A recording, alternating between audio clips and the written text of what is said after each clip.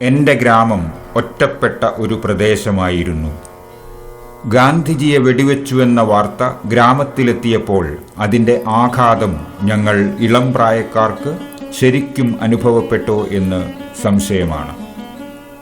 എൻ്റെ ചെറുപ്പത്തിൽ ഞാൻ കണ്ടത് 2 തരക്കാരെയായിരുന്നു. അന്ധമായ ആരാധന പുലർത്തുന്നവർ, നീതിപൂർവമല്ലാതെ നിഷേധിക്കുന്നവർ. ഈ രണ്ടിനുമിടയ്ക്കാവും സത്യത്തിൻ്റെ അടിവേരുകൾ ആഴ്ന്നു കിടക്കുന്നതെന്ന് തോന്നിയിരുന്നു. ഷോളോഖോവും മേരി മെക്കാർത്തിയും ഗാന്ധിജിയുടെ മരണത്തിൽ വ്യഥയനുഭവിച്ചത് സാഹിത്യ വിദ്യാർത്ഥിയായ ഞാൻ പ്രത്യേകം ശ്രദ്ധിക്കുകയും ചെയ്തു. യാദൃശ്ചികമായാണ് അരവിന്ദാക്ഷൻ്റെ പുസ്തകം എൻ്റെ കയ്യിൽ വന്നു ചേർന്നത്. വായിച്ചു കഴിഞ്ഞപ്പോൾ അതൊരു തിരിച്ചറിവായിരുന്നു. വർഷങ്ങളായി ഞാൻ ഈ ഗ്രന്ഥത്തിന് വേണ്ടി കാത്തിരിക്കുകയായിരുന്നു എന്ന് തോന്നി. ഞാൻ സാക്ഷിയായ കാലഘട്ടത്തെപ്പറ്റി എനിക്കൊരു പുതിയ ഉൾക്കാഴ്ചയുണ്ടാകുന്നു. അങ്ങനെ നമ്മളിലൊരാൾ, ദരിദ്രനാരായണന്മാരിൽ ഒരാൾ, ഒരു ജനതയുടെ ഹൃൽസ്പന്ദങ്ങളെ വായിച്ചറിഞ്ഞു എന്ന് അത്ഭുതത്തോടെ ഞാൻ മനസ്സിലാക്കുന്നു.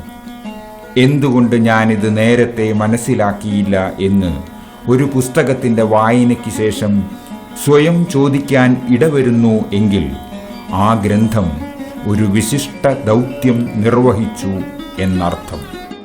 എൻ്റെ വിവരക്കേടുകൾക്ക് മനസാ ഗാന്ധിജിയോട് മാപ്പ് പറയാൻ വേണ്ട വിവേകം വൈകിയാണെങ്കിലും എനിക്ക് നൽകിയതാണ് ഈ ഗ്രന്ഥം. അരവിന്ദാക്ഷനോട് ഞാൻ നന്ദി പറയുന്നു. മലയാളത്തിൻ്റെ പ്രിയ കഥാകാരനായ MTയുടെ വാചകങ്ങളാണ് ഞങ്ങളുടെ ശ്രദ്ധ വാൾഡനിലേക്ക് തിരിക്കുന്നത്.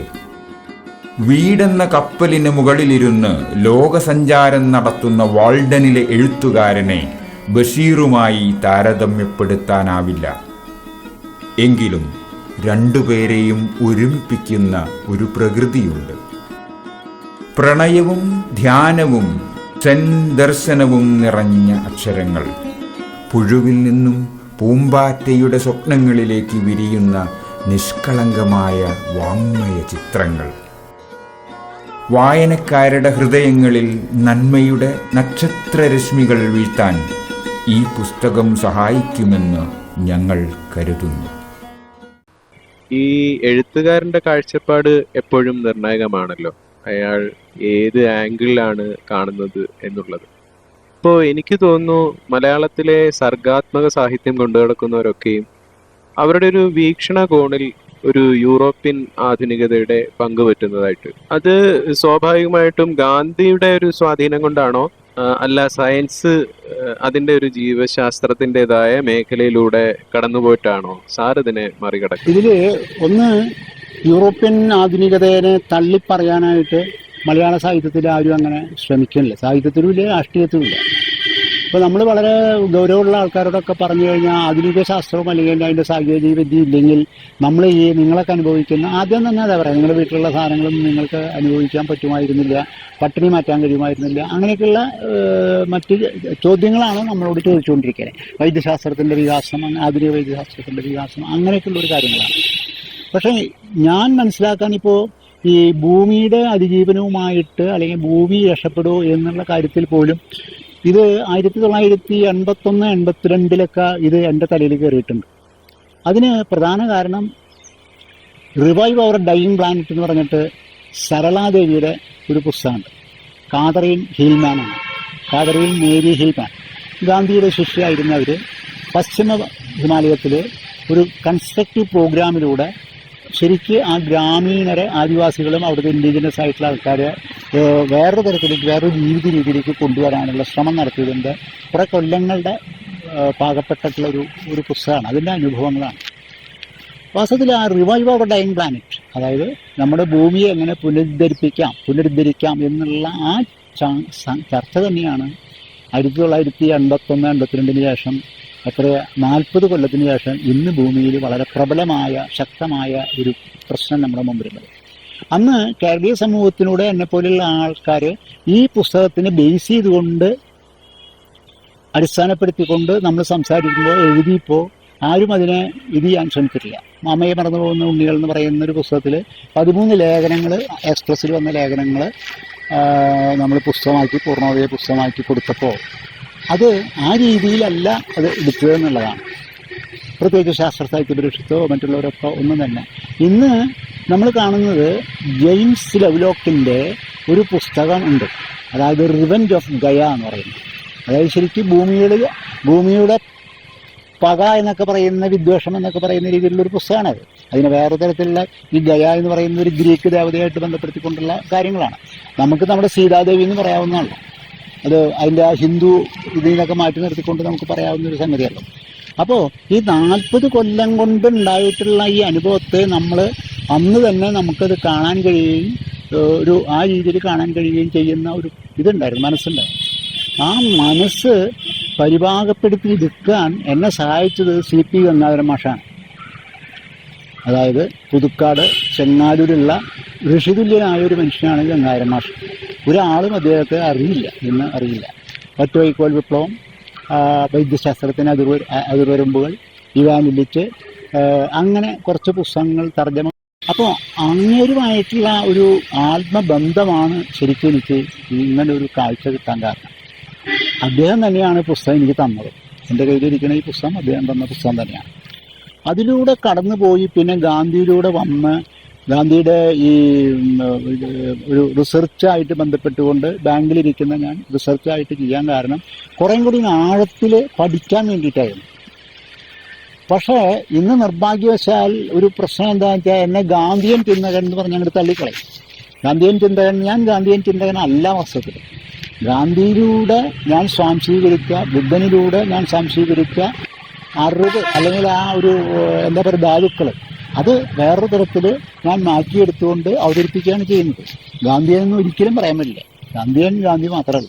എനിക്ക് അതിലൂടെ ഒരു ബന്ധമില്ല. ഗാന്ധിയനെ ക്രിട്ടിസൈസ് ചെയ്യാനും ഒരു ബുദ്ധിമുട്ടില്ല. അപ്പോൾ അങ്ങനെ ആ 1989, 90, 91, 92 കാലഘട്ടങ്ങളിൽ ഗാന്ധിയുടെ കുറേ കൃതികളിലേക്ക് കടന്നു പോവുകയും ഇങ്ങനെ ഒരു പുസ്തകം എഴുതുകയും ചെയ്തതാണ് ശരിക്ക്. ആ പുസ്തകമാണ് ഞാൻ നേരത്തെ എനിക്ക് പറഞ്ഞ അതിനെ കൊണ്ടുവന്നത്.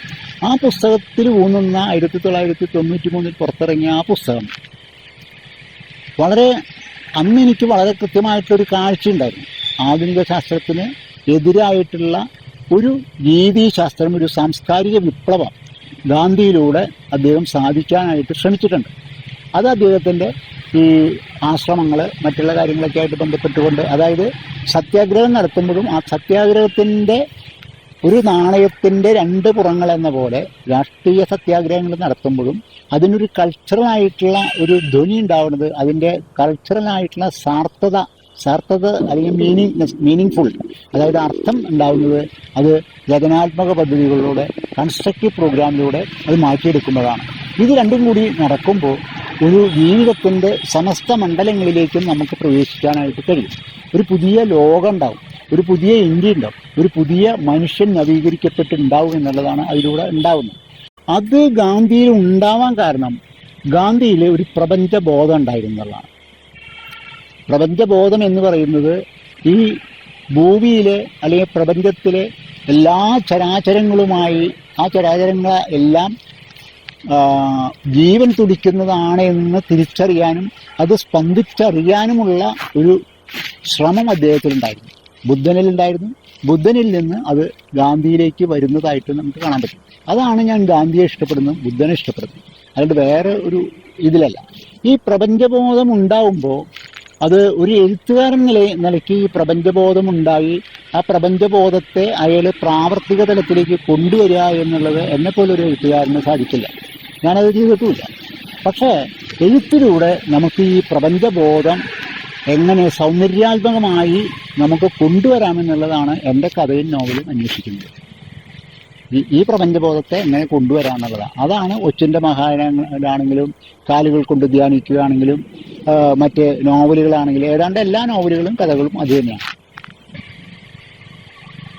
എനിക്ക് തോന്നുന്നു ഈ ഒരു സാർ പറഞ്ഞ ഒരു പ്രപഞ്ചബോധത്തിലേക്ക് ഉണരുവാൻ വേണ്ടി നമുക്ക് തടസ്സം നിൽക്കുന്നത് വായനയിലെ പ്രശ്നമാണോ അതോ ബാല്യം തന്നെയാണോ അതിൽ നിർണായകമാകുന്നത്? ബാല്യമുണ്ട്, അതുപോലെ തന്നെ നമ്മളുടെ വിദ്യാഭ്യാസത്തിൻ്റെ വലിയ പ്രശ്നങ്ങളുണ്ട്. ഈ ഒരു യൂറോസെൻട്രിക് ആയിട്ടുള്ള അവബോധം നമ്മുടെ ഉള്ളിൽ ഉണ്ട് ഉണ്ട് അത് അടിച്ചേൽപ്പിച്ചു എന്ന് പറയാൻ പറ്റില്ല, നമ്മളതിന് കീഴടങ്ങി കൊടുത്തിട്ടുണ്ട്. ബ്രിട്ടീഷുകാർ ഇവിടെ വരുമ്പോൾ 17-18 നൂറ്റാണ്ടുകളിൽ വരുമ്പോൾ ഇന്ത്യ മറ്റ് രാജ്യങ്ങളോടേക്കാൾ കൂടുതൽ പ്രൊഡക്ഷനുള്ള, അഗ്രികൾച്ചർ പ്രൊഡക്ഷനുള്ള, ശാസ്ത്ര സംബന്ധിയായ വിവരങ്ങളുള്ള അങ്ങനെ ഒരു രാജ്യമായിരുന്നു. അതിലൊരുപാട് ഘടകങ്ങളുണ്ട്. മുസ്ലിം കോൺട്രിബ്യൂഷൻ ഗംഭീരമാണ്. മുസ്ലിം സയൻസ് ആൻഡ് ടെക്നോളജി ഉണ്ടായിട്ടുള്ള കാര്യങ്ങൾ വളരെ കാര്യമായിട്ടുണ്ട്. ഉദാഹരണം നമ്മളുടെ കണക്ക്, ഗണിതം അങ്ങനെയുള്ള മേഖലകളിൽ ഒരുപാട് കാര്യങ്ങളിൽ അവരുടെ, അതായത് ശാസ്ത്ര സാങ്കേതികതയിലൊക്കെ അവരുടെ, അല്ലെങ്കിൽ വാസ്തുശില്പങ്ങളിൽ അവർ മുഗൾ സാമ്രാജ്യത്തിൻ്റെ വാസ്തുശില്പങ്ങളൊക്കെ വെറുതെ ഒരു ബ്രിട്ടീഷ് സാധനമല്ല, അത് അവരുടെ ഉള്ളിൽ നിന്ന് വന്നിട്ടുള്ള ഒരുപാട് കാര്യങ്ങളിലൂടെയാണ്. സാഹിത്യത്തിലായാലും അവരുടെ, ഞാൻ അതിനെ സൂചിപ്പിക്കുകയാണെങ്കിൽ ഒരു 13-14 നൂറ്റാണ്ടുകളിൽ മുസ്ലിം സമൂഹത്തിലുണ്ടായിട്ടുള്ള, അല്ലെങ്കിൽ മുസ്ലിം ബുദ്ധിജീവി മണ്ഡലത്തിൽ ഉണ്ടായിട്ടുള്ള സയൻസ് ആൻഡ് ടെക്നോളജി അതിനുശേഷം ഉണ്ടായില്ല എന്നുള്ളതാണ്. അവിടെ പിന്നീട് ഫണ്ടമെൻ്റലിസം കയറി വരിക ചെയ്യുന്നു. ഈ മുസ്ലിം ഇന്ന് ഫണ്ടമെൻ്റലിസ്റ്റുകളാവാനുള്ള പ്രധാന കാരണം ആ സാധനം വന്നിട്ടില്ല എന്നുള്ളതാണ്. അതിൻ്റെ ശാസ്ത്ര സാങ്കേതികതനെ ഉപയോഗിക്കാനോ അത് കണ്ടെത്താനോ അവർക്ക് കഴിഞ്ഞിട്ടില്ല എന്നുള്ളതാണ്. അതിലേക്ക് അത് കൂടുതൽ അന്വേഷിച്ച് പോകേണ്ട ഒരു കാര്യമാണ് ശരിക്കും. അത് നമ്മളുടെ ഈ സമൂഹത്തിൽ, ഇന്ത്യൻ സമൂഹത്തിൽ ഓരോ സംസ്കൃതികളിലും ഉണ്ട്.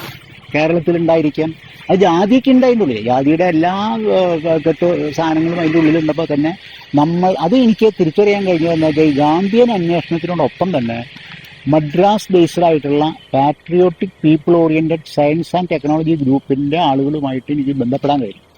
അങ്ങനെ ബന്ധപ്പെട്ടിട്ട് 89, 90, 91, 92, 93 കാലഘട്ടങ്ങളിൽ ഈ ഗാന്ധിയുടെ ജീവിതാദർശനം എഴുതുന്നതിൻ്റെ ആ പീരീഡിൽ തന്നെ അതിൻ്റെ സൂചനകൾ, അതിൻ്റെ ഗവേഷണങ്ങൾ, അതിൻ്റെ പ്രാക്ടിക്കലായിട്ടുള്ള അപ്ലിക്കേഷൻസ് നമുക്ക് പൂന്താനം, മലപ്പുറം, നിലമ്പൂർ, ആറന്മുള തുടങ്ങിയ ഭാഗങ്ങളിൽ നമുക്ക് കിട്ടുകയുണ്ടായി. ബേപ്പൂരിൽ ഒരു നിർമ്മാണം, അങ്ങനെ ഒരുപാട് ഭാഗം. അത് പ്രധാനമായിട്ടും അത് ഒരു സൂഫി സന്യാസിയെപ്പോലെ നടന്ന് പഠിച്ച് നമ്മുടെ മുമ്പിലേക്ക് എൻ്റെ ദാർശനിക തലത്തിന് ശരിക്കും പറഞ്ഞ ശക്തി പകർന്നിട്ട് ദിരാറാണ്. VH ദിരാർ, സുജിത് കുമാർ, അങ്ങനെയുള്ള ആൾക്കാരാണ് എനിക്ക് അതിനുള്ളൊരു ഇതുണ്ടായിരുന്നത്. ആ ടീം ഒരു കാലത്തുണ്ടായിരുന്നു. ആ ടീമാണ് ശരിക്കും ഈ കാര്യങ്ങൾ നമുക്കൊരു ദാർശനിക തലത്തിൽ ഉണ്ടാകുമ്പോഴും ഇതിനെ എങ്ങനെയാണ് മറ്റൊരു തലത്തിൽ കേരളീയ സമൂഹത്തിൽ ഉണ്ടായിരുന്നതെന്ന് നമുക്ക് കാണാൻ പറ്റും. അങ്ങനെ നോക്കുമ്പോൾ കേരളത്തിലെ വിശ്വകർമാവ് ചെയ്തിരുന്ന കാര്യങ്ങൾ അതിഗംഭീരമായിട്ടുള്ള കാര്യങ്ങളാണ്. ആശാരിയായാലും മൂശാരിയായാലും തട്ടാനാണെങ്കിലും കരുവാനാണെങ്കിലും അവരുടെ ഒരു ജ്ഞാനം, അവരുടെ കാലത്തിൻ്റെ ജ്ഞാനം നമുക്ക് ഉപയോഗിക്കാൻ പറ്റില്ല. ഖാദി എന്ന് പറയുന്നത് ഗുജറാത്തിലെ ഒരു കൂട്ടം ആളുകളുടെ, അല്ലെങ്കിൽ കുറച്ച് ആളുകളുടെ ഒരു സംഗതിയായിരുന്നു. ആ ചർക്കയെ ഇന്ത്യയിൽ വ്യാപകമായി പ്രചരിപ്പിക്കുന്നത് അതൊരു പ്രത്യേക ജാതിയുടെ ആക്കി മാറ്റിയിട്ടല്ല, അതിനെ വ്യാപകമായ ദേശീയമായിട്ടുള്ളൊരു സാധനമായിട്ട് സമൂഹത്തിൻ്റെ ഒരു തൊഴിലാക്കി മാറ്റുകയാണ് ചെയ്യുന്നത്. അപ്പോൾ ഈ ജാതി തൊഴിലുകളെ, കുലത്തൊഴിലുകളെ സമൂഹത്തിൻ്റെ തൊഴിലാക്കി മാറ്റുന്ന ഒരു ഘടകം ഇതിൻ്റെ ഉള്ളിലുണ്ട്. അതിപ്പോൾ നമ്മൾ തട്ടാന്മാരുടെ പണി എടുത്തു കഴിഞ്ഞാൽ നമുക്കറിയാം, തട്ടാന്മാരുടെ മേഖലകളിലേക്ക് അത് വ്യാപകമായിട്ട് പ്രചരിക്കാൻ കാരണം എന്ന് വെച്ചാൽ അതിൻ്റെ ഡിമാൻഡ് കൂടിയപ്പോഴാണ്. ഗൾഫിൽ നിന്ന് പണം വന്നു, ആ കാശ് കൊണ്ട് ഈ സാധനം, അല്ലെങ്കിൽ മീസൺ, കല്ലാശ്ശേരിയും അല്ലെങ്കിൽ തേപ്പുകാരൊക്കെ ഉണ്ടാവണമെന്ന് വെച്ചാൽ ഈ വീട് പണിയാനും ഇതൊക്കെ പണിയാനായിട്ട് ഈ കല്ലാശ്ശേരിമാർ മാത്രം പോരാ. അപ്പോൾ അത് മറ്റ് സമൂഹങ്ങളിലേക്ക് വന്നു, നായന്മാർ വന്നു, ക്രിസ്ത്യാനികൾ വന്നു, ഈഴവർ വന്നു, അവരൊക്കെ കൂടി വന്നതായിരിക്കും. അങ്ങനെ ഓരോ മേഖലകളിലും മാറ്റം ഉണ്ടായി വരുന്നുണ്ട് ഇത് കൂടുതൽ വ്യാപിക്കുമ്പോൾ. പക്ഷേ നമുക്കിത് പറഞ്ഞാൽ മനസ്സിലാവില്ല. നമ്മളിത് പറയുമ്പോൾ നമ്മൾ ഒരു ജാതിയുടെ ആളായിട്ട് ചിലപ്പോൾ തള്ളിക്കളയും. ഗാന്ധിയും അംബേദ്കറും തമ്മിലൊരു വിഭജനം ഉണ്ടായിരുന്നു. ഈ അടുത്ത് BBC-യിൽ ഗാന്ധിയെക്കുറിച്ചൊരു പ്രോഗ്രാം ഉണ്ടായിരുന്നു. അതിൽ അംബേദ്കർ ഗാന്ധിയെ എതിർത്തുകൊണ്ടുള്ള ഒരു പ്രോഗ്രാമായിരുന്നു. ഗാന്ധിയാണ് ഇന്ത്യയുടെ നാശത്തിന് കാരണം എന്ന തരത്തിലുള്ളത്. ഇതേപ്പറ്റി സാറിന് എന്താണ് പറയാനുള്ളത്? ഇതിൽ ഒരു കാര്യം എന്താ വെച്ചാൽ, ഗാന്ധി അംബേദ്കറെ 100% ഉൾക്കൊണ്ടിരുന്നു. അംബേദ്കറുടെ ഈ എല്ലാ കാര്യങ്ങളെയും, അതായത് ഗാന്ധിയിലുള്ളൊരു പ്രത്യേകത, ഗാന്ധി ജയിച്ചു എന്ന് കണ്ടു കഴിഞ്ഞാൽ ഗാന്ധിക്ക് വലിയ വിഷമായി. അതായത് പൂന കരാറായാലും മറ്റു ഇതുകളൊക്കെ എടുത്തു കഴിഞ്ഞാൽ, അപ്പോൾ ഗാന്ധി കുറേയും കൂടി അംബേദ്കർ കൊണ്ടുവരാൻ ശ്രമിച്ച തീണ്ടായ്മയ്ക്കെതിരായിട്ടുള്ള ആ ഒരു എന്താ പറയുക സത്യാഗ്രഹങ്ങൾ കൂടുതൽ വ്യാപിക്കുക ചെയ്യുന്നത്. അതേസമയം തന്നെ ആ ജാതിയെ, അത് ഹിന്ദുയിസത്തിൻ്റെ ഉള്ളിൽ നിന്ന് ആ ജാതിയെ മുഴുവൻ തള്ളിക്കളഞ്ഞുകൊണ്ട് ഹിന്ദുയിസത്തിൻ്റെ തന്നെ തള്ളിക്കളഞ്ഞുകൊണ്ട് ഗാന്ധിക്ക് പോകാനും പറ്റില്ല.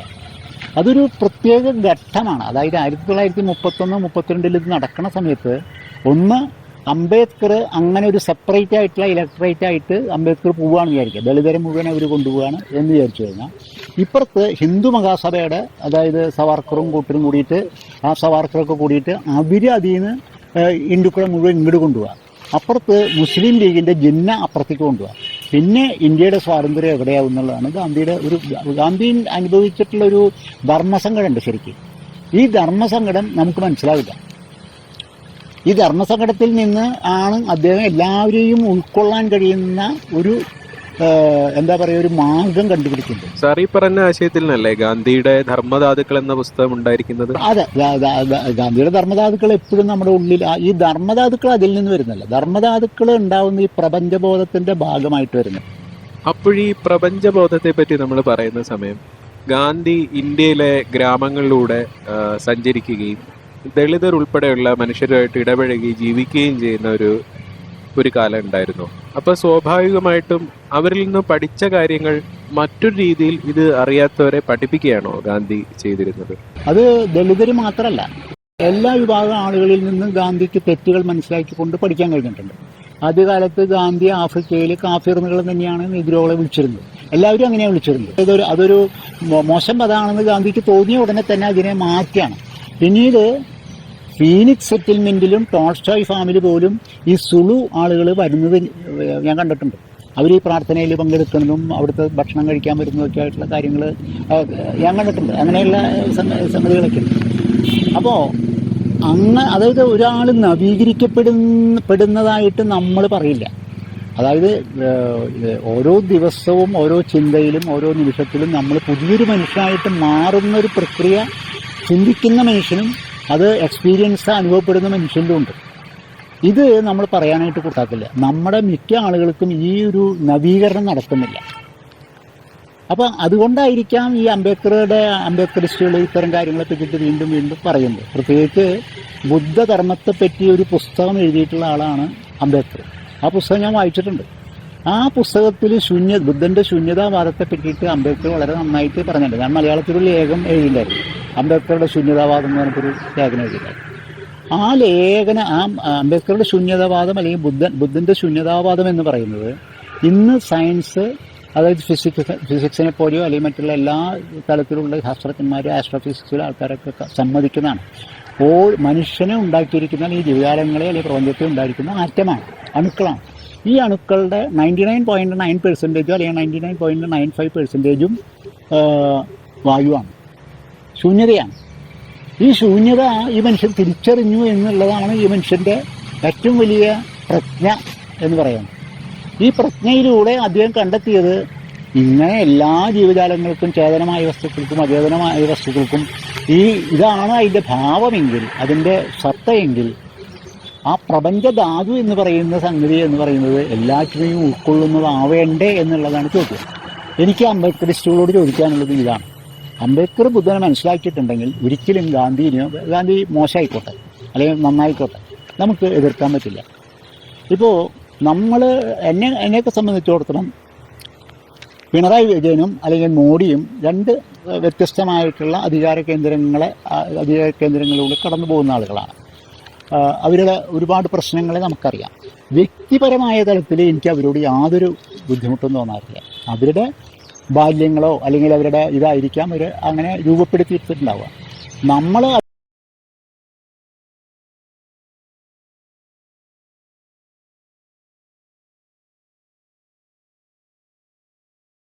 അവർ റെപ്രസെൻ്റ് ചെയ്യുന്ന ആ വ്യവസ്ഥിതിയോടാണ് നമ്മൾ കലഹിക്കുന്നത്. ഇത് തെറ്റിദ്ധരിക്കപ്പെടും. അവിടെ നമ്മൾ പറഞ്ഞ മാതിരി മനുഷ്യരുടെ ഒരു മനോഘടനയിലേക്കല്ലേ നമ്മൾ എത്തിപ്പെടുക? മനോഘടനയിലേക്ക് നമ്മൾ എത്തണം. അപ്പോൾ അങ്ങനെ എത്തുമ്പോൾ അംബേദ്കറുടെ മനോഘടന എന്തായിരുന്നു എന്നുള്ളത് നമുക്ക് മനസ്സിലാക്കാനായിട്ടൊന്ന് ശ്രമം നടത്തണം. ഗാന്ധിയുടെ മനോഘടന എനിക്ക് ഏറെക്കുറെ മനസ്സിലായിട്ടുണ്ട്. അംബേദ്കറുടെ മനോഘടന എനിക്കിങ്ങനെ ഈ ബുദ്ധനെ പറ്റി എഴുതിയിട്ടുള്ള അംബേദ്കർ, ബുദ്ധഭിക്ഷുവായി മാറിയ അംബേദ്കർ എന്തുകൊണ്ട് അവസാന കാലത്ത് പോലും ഗാന്ധിക്കെതിരായിട്ടുള്ള കത്തുകൾ ഞാൻ വായിച്ചിട്ടുണ്ട്. വളരെ ഒരു രൂക്ഷമായിട്ടുള്ള കത്ത് ഞാൻ വായിച്ചിട്ടുണ്ട്. കത്തിൻ്റെ പരാമർശം ഞാൻ പറയുന്നത്, കത്തിൻ്റെ ഇതൊക്കെ ഉണ്ട് ഇവിടെ, എൻ്റെ കയ്യിൽ ആ കത്തുണ്ട്. ഗാന്ധി മരിച്ചതിന് ശേഷമുള്ളൊരു സന്ദർഭത്തിലാണ്. അങ്ങനെ എങ്ങനെയാണ് ഒരു മനുഷ്യന് പറയാൻ പറ്റുക എന്ന് ഞാൻ ആലോചിച്ചു. അത് ഇന്റേണലൈസ് ചെയ്യപ്പെട്ടു എന്നുള്ള ചോദ്യം നമ്മൾ ചോദിക്കേണ്ടതാണ് ശരിക്കും. അത് ഇന്റേണലൈസ് ചെയ്യപ്പെട്ടിട്ടുണ്ടെങ്കിൽ നിങ്ങൾക്ക് ഇവിടുത്തെ അംബേദ്കറിസ്റ്റുകൾ പോലും നിങ്ങൾക്ക് ഗാന്ധിയനെ ഇന്ന് ബുദ്ധിമുട്ടപ്പെടുന്ന എൻ്റെ ഇതിനെ അംഗീകരിക്കാവുന്നതാണ്, എൻ്റെ നിലപാടിനെ അംഗീകരിക്കാവുന്നതാണ്. അപ്പോൾ അതില്ലാത്തതാണ് നമ്മുടെ ഒരു വലിയ പ്രശ്നം. നമ്മൾ പരസ്പരം അംഗീകരിക്കുന്നില്ല, അതിങ്ങനെ റിഡക്ഷനായിട്ട് ഇങ്ങനെ നിൽക്കുകയാണ് ചെയ്യുന്നത് എന്നുള്ളതാണ് ഒരു വലിയ പ്രശ്നം. അത് എങ്ങനെയാണ് നമ്മളെപ്പോലുള്ള ഒരു എഴുത്തിലൂടെയൊക്കെ സോൾവ് ചെയ്യാൻ പറ്റുകയെന്ന് നമുക്കറിയില്ല. ഗാന്ധിജി എപ്പോഴും ഒരു ശുഭപ്രതീക്ഷയോടുകൂടി തന്നെ ലോകത്തെ കാണുന്ന ഒരാളായിട്ടാണ് സാറ് പറയുന്നത്. പക്ഷേ കൊല്ലപ്പെടുന്നതിന് കുറച്ച് മുമ്പായിട്ട് അദ്ദേഹത്തിനൊരു നൈരാശ്യം ബാധിച്ചതായിട്ട്, അതായത് ഒരു ജനതയെ അല്ലെങ്കിൽ ഒരു സമൂഹത്തെ തിരുത്താൻ കഴിയില്ല എന്നൊരു നൈരാശ്യം അദ്ദേഹത്തിന് ഉണ്ടായിട്ടുണ്ട്. 1945-46 കൂടി ഗാന്ധിക്ക് മനസ്സിലായി ഇന്ത്യ രണ്ടായി വിഭജിക്കപ്പെടും, നമ്മളെങ്ങനെ പിടിച്ചാലും കിട്ടില്ല. കാരണം ഗാന്ധിയുടെ കൂടെ ഉണ്ടായിരുന്നവർ മുഴുവൻ അത് ഗാന്ധിനെ കേൾക്കാനായിട്ട് തയ്യാറായിരുന്നില്ല. നെഹ്റു, പട്ടേൽ തുടങ്ങിയിട്ടുള്ള എല്ലാവരും തന്നെ അത് കേൾക്കാൻ തയ്യാറായിരുന്നില്ല. അപ്പോൾ ഗാന്ധി അവിടെ ഒരു വളരെ ഒറ്റപ്പെട്ട ഒരു മനുഷ്യനായിരുന്നു. ഗാന്ധിയുടെ ഒരു ചോദ്യം തന്നെയുണ്ട്, എന്നെ കേൾക്കാൻ ആരുണ്ട് എന്ന് പറഞ്ഞിട്ട്, എന്നുള്ള ഇംഗ്ലീഷ് ടൈറ്റിലോട് കൂടിയിട്ടൊരു ചോദ്യം തന്നെയാണ്. പിന്നെ ഗാന്ധിക്ക് ഒരു കുറച്ച് കഴിഞ്ഞപ്പോൾ അദ്ദേഹത്തിന് മനസ്സിലായി ഡയറക്റ്റ് ഡെമോക്രസി ഇന്ത്യയിൽ നടക്കാൻ പോകുന്നില്ല, ഒരു വില്ലേജിൽ നിന്ന് തുടങ്ങിയിട്ടുള്ള ഡെമോക്രസി നടക്കാൻ പോകുന്നില്ല. അങ്ങനെയാണ് ഈ റെപ്രസെൻറ്റേറ്റീവ് ഡെമോക്രസി, പാർലമെൻ്ററി ഡെമോക്രസി സ്വീകരിക്കാനായിട്ട് അദ്ദേഹം തയ്യാറാക്കുന്നത്. അദ്ദേഹത്തിൻ്റെ 1931 ഇറങ്ങിയിട്ടുള്ള ഒരു കോൺസ്റ്റിറ്റ്യൂഷൻ ഉണ്ട്. അദ്ദേഹം അതിന് അപ്രൂവ് ചെയ്ത് കൊടുത്തിട്ട് അദ്ദേഹം വായിച്ചു കഴിഞ്ഞിട്ടുള്ളതാണ് ശ്രീമൻ നാരായണൻ അത് എഴുതിയിട്ടുള്ളത്. അത് എൻ്റെ കയ്യിലുണ്ട്, ആ കോൺസ്റ്റിറ്റ്യൂഷൻ്റെ ഇതുണ്ട്. അതിൽ ഈ കാര്യങ്ങൾ പറയുന്നുണ്ട്, എങ്ങനെയാണിത് ചെയ്യേണ്ടതെന്നുള്ളത്. അപ്പോൾ എനിക്ക് തോന്നിയിട്ടുള്ളത് എല്ലാ മനുഷ്യരെപ്പോലെയും, അത്ര ഇങ്ങനെ ഉള്ള മനുഷ്യരെപ്പോലെയൊക്കെ തന്നെ അദ്ദേഹം ഒരു പരാജയപ്പെട്ട ഒരു മനുഷ്യനായിട്ടാണ് എനിക്ക് തോന്നിയിട്ടുള്ളത്. ആ രീതിയിലാണ് അടുത്ത കുറച്ചു കാലങ്ങൾക്ക് ശേഷമാണ് ഗാന്ധി വീണ്ടും വീണ്ടെടുക്കപ്പെടുള്ളൂ. ഇപ്പൊക്കെ പുറത്തേക്ക് ബുദ്ധനൊക്കെ സംഭവിച്ച വലിയൊരു ഇതുണ്ടല്ലോ, ബുദ്ധനൊക്കെ എത്രയോ ശേഷമാണ് ബ്രിട്ടീഷുകാർ ഇവിടെ വന്നതിന് ശേഷം 1700-1800 തുടങ്ങിയിട്ടാണ് ഈ അശോകൻ്റെ എഡിക്റ്റ് കിട്ടുന്നതോട് കൂടിയിട്ടാണ്, ശിലാലിഖിതങ്ങളോട് കിട്ടുന്നതോട് ബുദ്ധൻ എന്ന് പറയുന്ന ഒരാൾ തന്നെ ഉണ്ടായിരുന്നു നമുക്ക് മനസ്സിലാവുന്നത്. ആ എഡിക്റ്റ് അദ്ദേഹം എഴുതി വെച്ചിരുന്നില്ലേ നമുക്ക് കിട്ടുന്നില്ല, ഇതിനെ നമ്മൾ അറിയുന്നില്ല. അപ്പോൾ നമ്മൾ പറഞ്ഞു വന്നത് എന്താണെന്ന് വെച്ച് കഴിഞ്ഞാൽ, ഇന്ന് ഞാൻ അമിതാവ് ഘോഷിൻ്റെയൊക്കെ രണ്ടാമത്തെ പുസ്തകമായിട്ടുള്ള സ്മോക്സ് ആൻഡ് ആഷസിനെ ഉദ്ധരിച്ചുകൊണ്ട് പറയുകയാണെങ്കിൽ, ഇന്ന് യൂറോപ്പിൽ നമ്മൾ കാണുന്ന ഹാർവാർഡ് യൂണിവേഴ്സിറ്റി, കേംബ്രിഡ്ജ് യൂണിവേഴ്സിറ്റി, അമേരിക്കയിലത്തെ യൂണിവേഴ്സിറ്റികളൊക്കെ ഉണ്ടാക്കിയിട്ടുള്ളത് ചൈനയിലെ കറുപ്പ് വിറ്റ പണം കൊണ്ടാണ്. ചൈനയിലെ ഒരു നൂറ്റാണ്ടുകളോളം, 1-2 നൂറ്റാണ്ടുകളോളം ചൈനക്കാരെ കറുപ്പ് തിരിച്ച് അതിൽ നിന്ന് കിട്ടിയിട്ടുള്ള വരുമാനം കൊണ്ടാണ് അവർ ചെയ്യിച്ചത്. ആ കാശാണ്, ലാഭത്തിൽ നിന്നാണ് അത് ഉണ്ടാക്കിയത്. ഇന്ത്യയിലും അത് തന്നെ സംഭവിച്ചിട്ടുണ്ട്. അപ്പം അത് വാസ്തവത്തിൽ ഗാന്ധി അത് എന്തുകൊണ്ട് മനസ്സിലാക്കിയില്ല എന്ന് ഞാൻ വിചാരിക്കാറുണ്ട്. കറുപ്പിൻ്റെ കച്ചവടം ഇന്ത്യയിൽ വ്യാപകമായിട്ടുണ്ടായിരുന്നെങ്കിലും ഗാന്ധിയുടെ രചനകളിലൊന്നും അത് കാണാനില്ല, മദ്യം മാത്രമേ കാണാവൂ. അങ്ങനെ ഒരു ഇത് എനിക്ക് അനുമതി തോന്നിയിട്ടുണ്ട്. ഇത് കൃത്യമായിട്ട് രാഷ്ട്രീയ തലത്തിൽ മനസ്സിലാക്കിയിട്ടുള്ള ഒരാൾ ഗബ്രിയേൽ മാർക്യൂസാണ്. മാർക്യൂസിൻ്റെ ഒരു 8 പേജുള്ള നോബൽ പ്രസംഗം ഉണ്ട്. 1982 സ്വീഡനിൽ ഈ നോബൽ പ്രസംഗത്തിന് വേണ്ടിയിട്ട് കയറി നിൽക്കുമ്പോൾ അദ്ദേഹം പറയുന്ന കുറേ വാചകങ്ങളുണ്ട്. അതിൽ അദ്ദേഹം പറയുന്നത് എന്താണെന്ന് വെച്ചാൽ, നിങ്ങൾ യൂറോപ്യന്മാരാണ് ഞങ്ങളെ ഇങ്ങനെ ആക്കിയത്, നിങ്ങൾ ഞങ്ങളുടെ കണ്ണാടിയിലൂടെ ഞങ്ങളെ നോക്കുന്നതിന് പകരം നിങ്ങളുടെ കണ്ണാടിയിലൂടെ ഞങ്ങളെ നോക്കാൻ ശ്രമിച്ചു. ആ നോക്കാൻ ശ്രമിച്ചപ്പോൾ എന്തുണ്ടായി വെച്ചാൽ, ഞങ്ങളുടെ വിശ്വാസങ്ങൾ, ഞങ്ങളുടെ ഭാഷകൾ, ഞങ്ങളുടെ ലെജൻഡുകൾ, മിത്തുകളൊന്നും നിങ്ങൾ ശ്രദ്ധിച്ചേയില്ല, അറിവുകൾ ഇതൊന്നും ശ്രദ്ധിച്ചില്ല. അപ്പോഴാണ് എനിക്ക് മനസ്സിലായത് ഈ മനുഷ്യൻ 100 years ഓഫ് സോളിറ്റ്യൂഡ് എന്തുകൊണ്ട് എഴുതി എന്നുള്ളത് അപ്പോഴേ നമുക്ക് മനസ്സിലാവുള്ളൂ. അങ്ങനെ ഒരു കൃതി നമുക്ക് പറയാൻ പറ്റില്ല. നമ്മൾക്ക് ഇന്ത്യയിലൊന്നും അങ്ങനെ ഒരു കൃതി നമുക്ക് കാണാൻ പറ്റില്ല.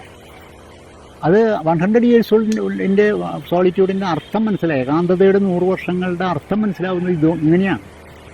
ഇത് ഗാന്ധി ഈ 1931-32 നമ്മുടെ റൗണ്ട് ടേബിൾ കോൺഫറൻസ് കഴിഞ്ഞിട്ട് ചാത്തർ ഹൗസിൽ വെച്ചിട്ട് ഒരു ഡയലോഗുണ്ട്, ഒരു 17-18 പുറങ്ങളുള്ള ഒരു സംഭാഷണമാണത്, ഒരു ലേഖനം. ആ ഈ ലേഖനത്തിൽ ഇതന്നെ പറയണം, നിങ്ങൾ ഞങ്ങളുടെ നാട്ടിൽ വന്ന് ഞങ്ങളുടെ മണ്ണ് മാന്തി അത് കുഴിച്ചു നോക്കി ഞങ്ങളുടെ ബ്യൂട്ടിഫുൾ ട്രീയുടെ കട മാന്തി ആ വേരുകൾ പെറുഷ് ചെയ്യാൻ കിട്ടും എന്നുള്ളതാണ്. ഈ ബ്യൂട്ടിഫുൾ ട്രീ എന്ന് പറയുന്നത് ആദ്യകാലത്തുണ്ടായിരുന്ന നമ്മുടെ സയൻസ് ആൻഡ് ടെക്നോളജി അങ്ങനെ തുടങ്ങിയിട്ടുള്ള എല്ലാ സാധനങ്ങളുടെ ഒരു ഇതാണ്. ആ ഒരു അത് ഞാൻ പറഞ്ഞു വരുന്നത് ഈ ഇൻഡിജിനസ് ആയിട്ടുള്ള ഗ്രൂപ്പുകളിലെല്ലാം തന്നെ, അതായത് ആദ്യകാലത്തുണ്ടായിരുന്ന യൂറോപ്യൻ വരുന്നതിന് മുമ്പുണ്ടായിരുന്ന എല്ലാ, അത് യൂറോപ്യൻസിൽ ഇല്ല എന്ന് ഞാൻ പറയില്ല, അത് അവരുടെ അവിടെ എങ്ങനെ തന്നെയാണ് സംഭവിച്ചിട്ടുള്ളത്.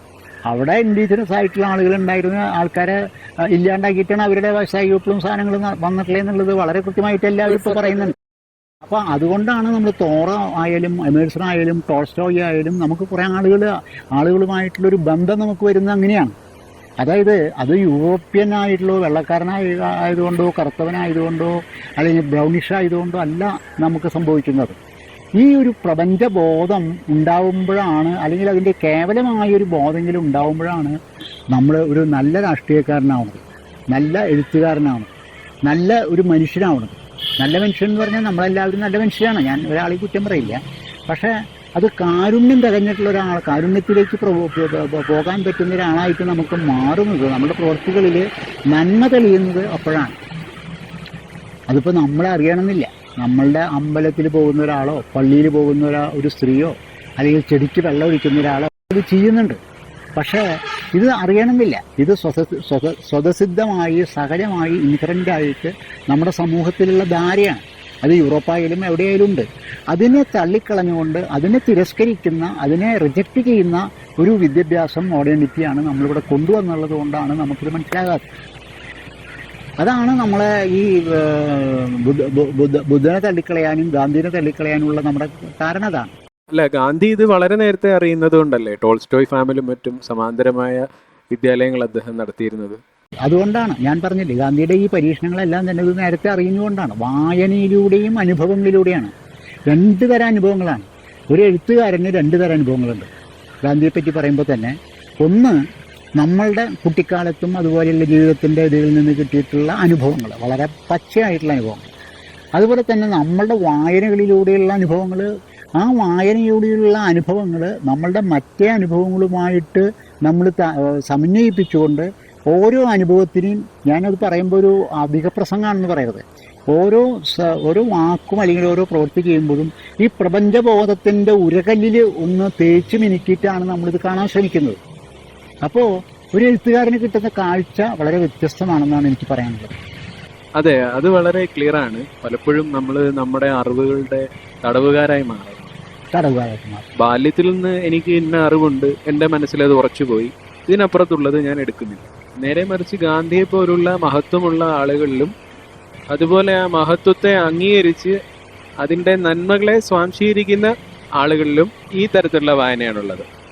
ഞാൻ ഇതുവരെയുള്ള അനുഭവങ്ങളല്ല, അതിനു പുറത്തും അനുഭവങ്ങൾ. അതെന്താ കാരണം വെച്ചാൽ എനിക്ക് എൻ്റെ അനുഭവങ്ങൾ, ഞാൻ 27 കൊല്ലമായിട്ട് പെയിൻ ആൻഡ് പാലിയേറ്റീവിൽ വർക്ക് ചെയ്യുന്ന ആളാണ്. തൃശ്ശൂരിലെ ക്യാൻസർ രോഗികൾക്ക് അല്ലെങ്കിൽ വേദന അനുഭവിക്കുന്ന രോഗികൾക്ക് വേണ്ടിയിട്ടുള്ള ഒരു സ്ഥലമാണത്. അപ്പോൾ ഇതേവരെ 27,000 പേഷ്യൻസ് അവിടെ വന്നു പോയിട്ടുണ്ട്, രോഗബാധിതരായിട്ടുള്ള ആളുകളുണ്ട്. 27,000 ആളെ ഞാൻ കണ്ടിട്ടുണ്ടാവും, അല്ലെങ്കിൽ കണ്ടിട്ട് കുറേ ആൾക്കാരെ വിട്ടുപോയിട്ടുണ്ട്. എനിവേ ഒരു 5,000 ആളെങ്കിലും ഞാനിങ്ങനെ കണ്ടുപോയിട്ടുണ്ട്. അടുത്തടുത്ത് പെരുമാറുന്ന കുറേ 5,000 ആളുകൾ ഉണ്ടാവണം, അല്ലെങ്കിൽ അതിലും കുറയുമെന്ന് വിചാരിക്കുക. കുറച്ച് ആളുകളെങ്കിലും ഞാൻ കണ്ടുപോയിട്ടുണ്ട്. ഞാനൊരു ഡോക്ടറല്ല, പക്ഷെ അവരുടെ ജീവിതത്തിൻ്റെ ഓരോ സൂക്ഷ്മ തലങ്ങളും എനിക്ക് മനസ്സിലാക്കാൻ കഴിയാറുണ്ട്. ശരിക്കും പറഞ്ഞു കഴിഞ്ഞാൽ അവർ ഓരോ ടെക്സ്റ്റ് ബുക്കാണ്, പാഠപുസ്തകമാണ്. ഞാൻ പറയുക, പാലിയേറ്റീവ് കെയറാണ് എൻ്റെ യൂണിവേഴ്സിറ്റി എന്നുള്ളതാണ്. എൻ്റെ കലാശാല വിദ്യാഭ്യാസം നടന്നിട്ടുള്ളത് അവിടെയാണ്. അങ്ങനെയാണ് എനിക്ക് ഗാന്ധിനെ ആയാലും അംബേദ്കറെ ആയാലും ബുദ്ധനെ ആയാലും ഉരച്ചു നോക്കാൻ കഴിയുന്ന അവിടെയാണ്.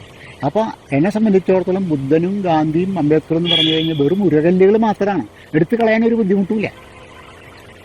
എനിക്ക് ഏറ്റവും പ്രിയപ്പെട്ടത് എൻ്റെ ഉള്ളിലേക്ക് കടന്നു നിൽക്കുന്നത് ഈ മനുഷ്യരാണ്, അല്ലെങ്കിൽ ഈ പ്രകൃതിയാണ്.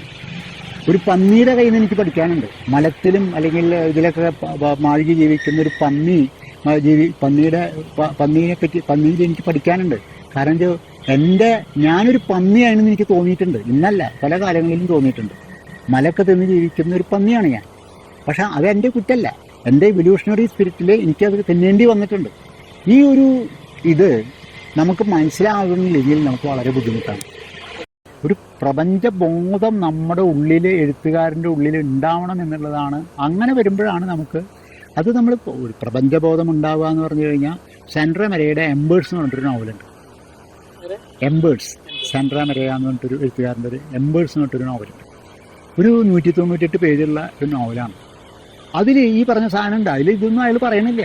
രണ്ട് മനുഷ്യർ തമ്മിലുള്ള കുട്ടിക്കാലത്ത് സ്നേഹിതന്മാരായിട്ടുള്ള അവരുടെ ഒരു സ്ത്രീക്ക് വേണ്ടിയിട്ടുള്ള അവരുടെ പകകളാണ്, രണ്ട് തമ്മിലുള്ള പകകളാണ്. അത് ഒരാൾ മറ്റാളെ വിളിച്ചു കൊണ്ടവർ കൊല്ലാൻ വേണ്ടി വിളിച്ചുകൊണ്ടിരിക്കുക. എന്നിട്ട് അവർ തമ്മിലുള്ള ഡയലോഗിന് ശേഷം പിറ്റേ ദിവസം കാലത്ത് അയാളോട് പൊക്കളം പറയാം. അത് വായിക്കേണ്ട നോവലാണ്. അതിപ്പോൾ ഡോസ്റ്റോസ്കിയുടെ നോവൽ കാരംസോ സഹോദരന്മാർ, അല്ലെങ്കിൽ ക്രൈം ആൻഡ് പണിഷ്മെൻറ്റ്, ഇഡിയറ്റ്, ഇതൊന്നും എടുത്തു കഴിഞ്ഞാൽ നമുക്കിത് മനസ്സിലാവും. അപ്പം സാഹിത്യത്തിന് ഇതുപോലെ ഒരു ഡോമിനൻസ് ഈ സാമ്രാജ്യത്വത്തിലൂടെ വരുന്നുണ്ടോ? സാറിന്റെ അഭിപ്രായം? ഇപ്പോൾ എനിക്ക് തോന്നിയിട്ടുണ്ട്. ഇപ്പോൾ ബ്രിട്ടൻ്റെ മൊത്തം ബ്രിട്ടീഷ് സാഹിത്യത്തിൻ്റെ മൊത്തം ഇത് ലിറ്ററേച്ചർ എടുത്തു കഴിഞ്ഞാൽ നമുക്ക് ആയിക്കൂടി നമുക്ക് കിട്ടാതിന്ന് ഒരു ഷേക്സ്പിയറെയാണ്. പവറിനെ പറ്റിയിട്ട് ഏറ്റവും ഗംഭീരമായിട്ട് പറഞ്ഞിട്ടുള്ള ഒരാൾ ഷേക്സ്പിയറാണ്. ഷേക്സ്പിയറിൻ്റെ മാക്ബത്ത് എടുത്താലും ഞാൻ അത്ര അധികം വായിച്ചിട്ടില്ല. മാക്ബത്ത് പഠിച്ചിട്ടുള്ള ഒരാളാണ്. ഇപ്പോൾ അടുത്ത കാലത്ത് ഷേക്സ്പിയർ ഓൺ പവർ എന്ന് പറഞ്ഞിട്ടൊരു പുസ്തകം ഇറങ്ങിയിട്ടുണ്ട്. അത് സ്റ്റീഫൻ എന്നാണ് അതിൻ്റെ തുടക്കം. അതൊരു പുസ്തകമാണ്. അത് വെച്ചിട്ട് നമുക്ക് ഈ ഇന്ന് ഇന്ത്യയിലോ ലോകത്തോ നടക്കുന്ന പവറിൻ്റെ ഇതിനെപ്പറ്റി നമുക്ക് ഇറക്കാൻ പറ്റുമോ? അതിനെപ്പറ്റിയിട്ടുള്ള വലിയ പ്രസ്താവനകൾ, വലിയ ഉൾക്കാഴ്ചകൾ അതിൻ്റെ ഉള്ളിലുണ്ട്. എങ്ങനെയാണ് ഒരു മനുഷ്യന് ഒരു രാജ്യത്തിനെ തന്നെ എങ്ങനെ ഇത് ചെയ്ത് നിർത്താൻ പറ്റണം, അല്ലെങ്കിൽ ഒരു സംസ്ഥാനത്തെ അല്ലെങ്കിൽ ലോകത്തെ ഇങ്ങനെ മാറ്റി തീർക്കാൻ കഴിയുന്നു എന്നുള്ള ഒരു സാധനം അതിൻ്റെ ഉള്ളിലുണ്ട്. അത് വളരെ നന്നായിട്ട് ഷേക്സ്പിയറെ പറ്റിയിട്ടുള്ള ഈ പഠനത്തിൽ വരുന്നുണ്ട്. പണ്ടും എനിക്ക് മാക്ബത്ത് ഞാൻ BSc പഠിക്കുന്ന ഒരു പുസ്തകമായിരുന്നു. പണ്ടും അതിലത്തെ വിച്ചസ് ഉണ്ടല്ലോ, അതിൽ എന്താ പറയുക, ദുർമന്ത്രവാദിനികൾ എന്ന് മലയാളത്തിൽ പറയാവുന്ന ആ വിച്ചസാണ് മാക്ബത്തിനോട് പറയണേ. നിങ്ങൾ ബാങ്കോൻ്റെ ഇതായിട്ട് മാറും, ഈ രാജ്യത്തിൻ്റെ ആളായിട്ട് മാറും എന്ന് പറഞ്ഞ് പിന്നെ അയാളുള്ളിൽ ആ വിത്ത് വിതച്ചുകൊണ്ടാണ് അയാൾ അങ്ങനെ പോകുന്നത്. കൊലപാതകങ്ങൾ നടത്തുമ്പോൾ അങ്ങനെ അങ്ങനെ ഒരു ഇതിലേക്ക് പോകുന്നത്.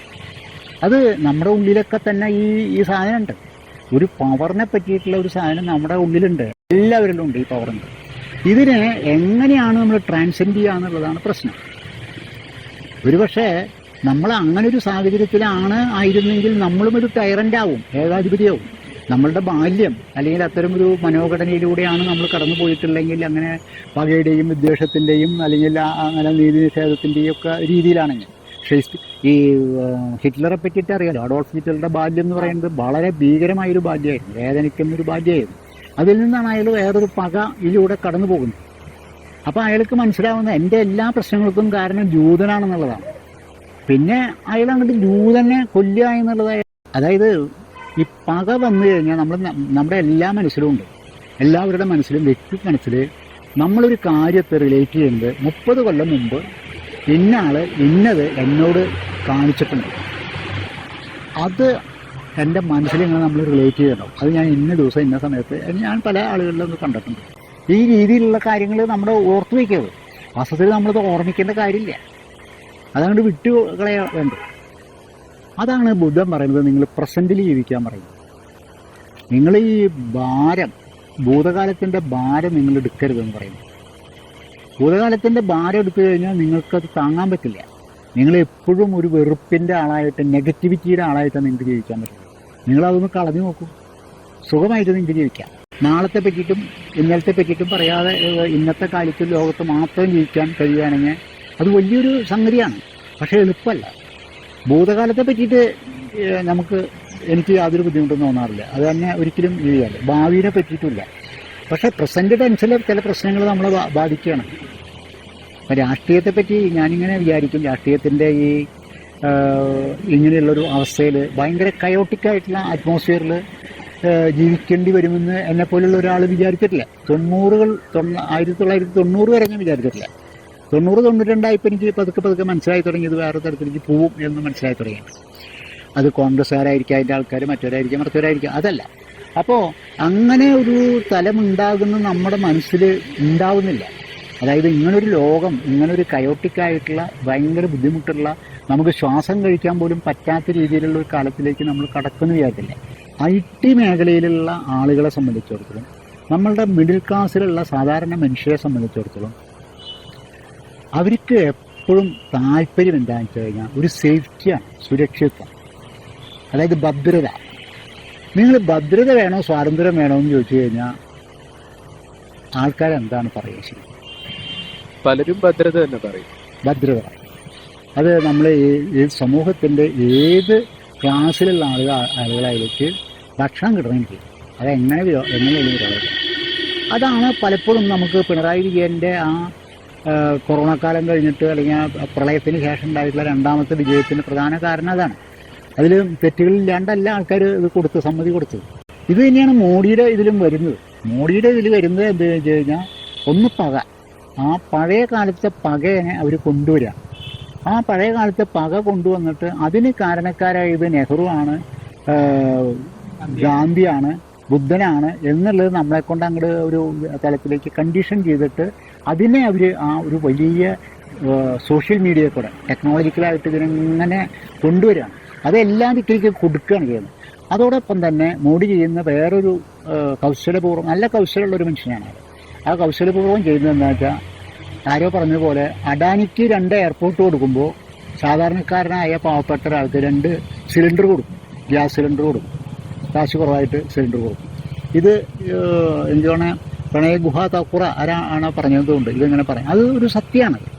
എന്തൊക്കെ നമ്മളുടെ റിസോഴ്സസ് മുഴുവൻ നമ്മൾ യൂറോപ്യന്മാർ പണ്ട് നമ്മളിൽ നിന്ന് കവർന്നതുപോലെ ഈ വലതുപക്ഷ സർക്കാർ ചെയ്തുകൊണ്ടിരിക്കുന്നത് ആദിവാസികൾക്കും ദളിതർക്കും സാധാരണ ദരിദ്രരായിട്ടുള്ള മനുഷ്യർക്കും അവകാശപ്പെട്ട കുന്നുകളും അല്ലെങ്കിൽ റിസോഴ്സസ് പ്രകൃതി മുഴുവൻ വിറ്റ് വെള്ളം, വായു, സകലതും വിറ്റ് കാശാക്കി ഇവർക്ക് കൊടുത്തുകൊണ്ടിരിക്കുകയാണ്.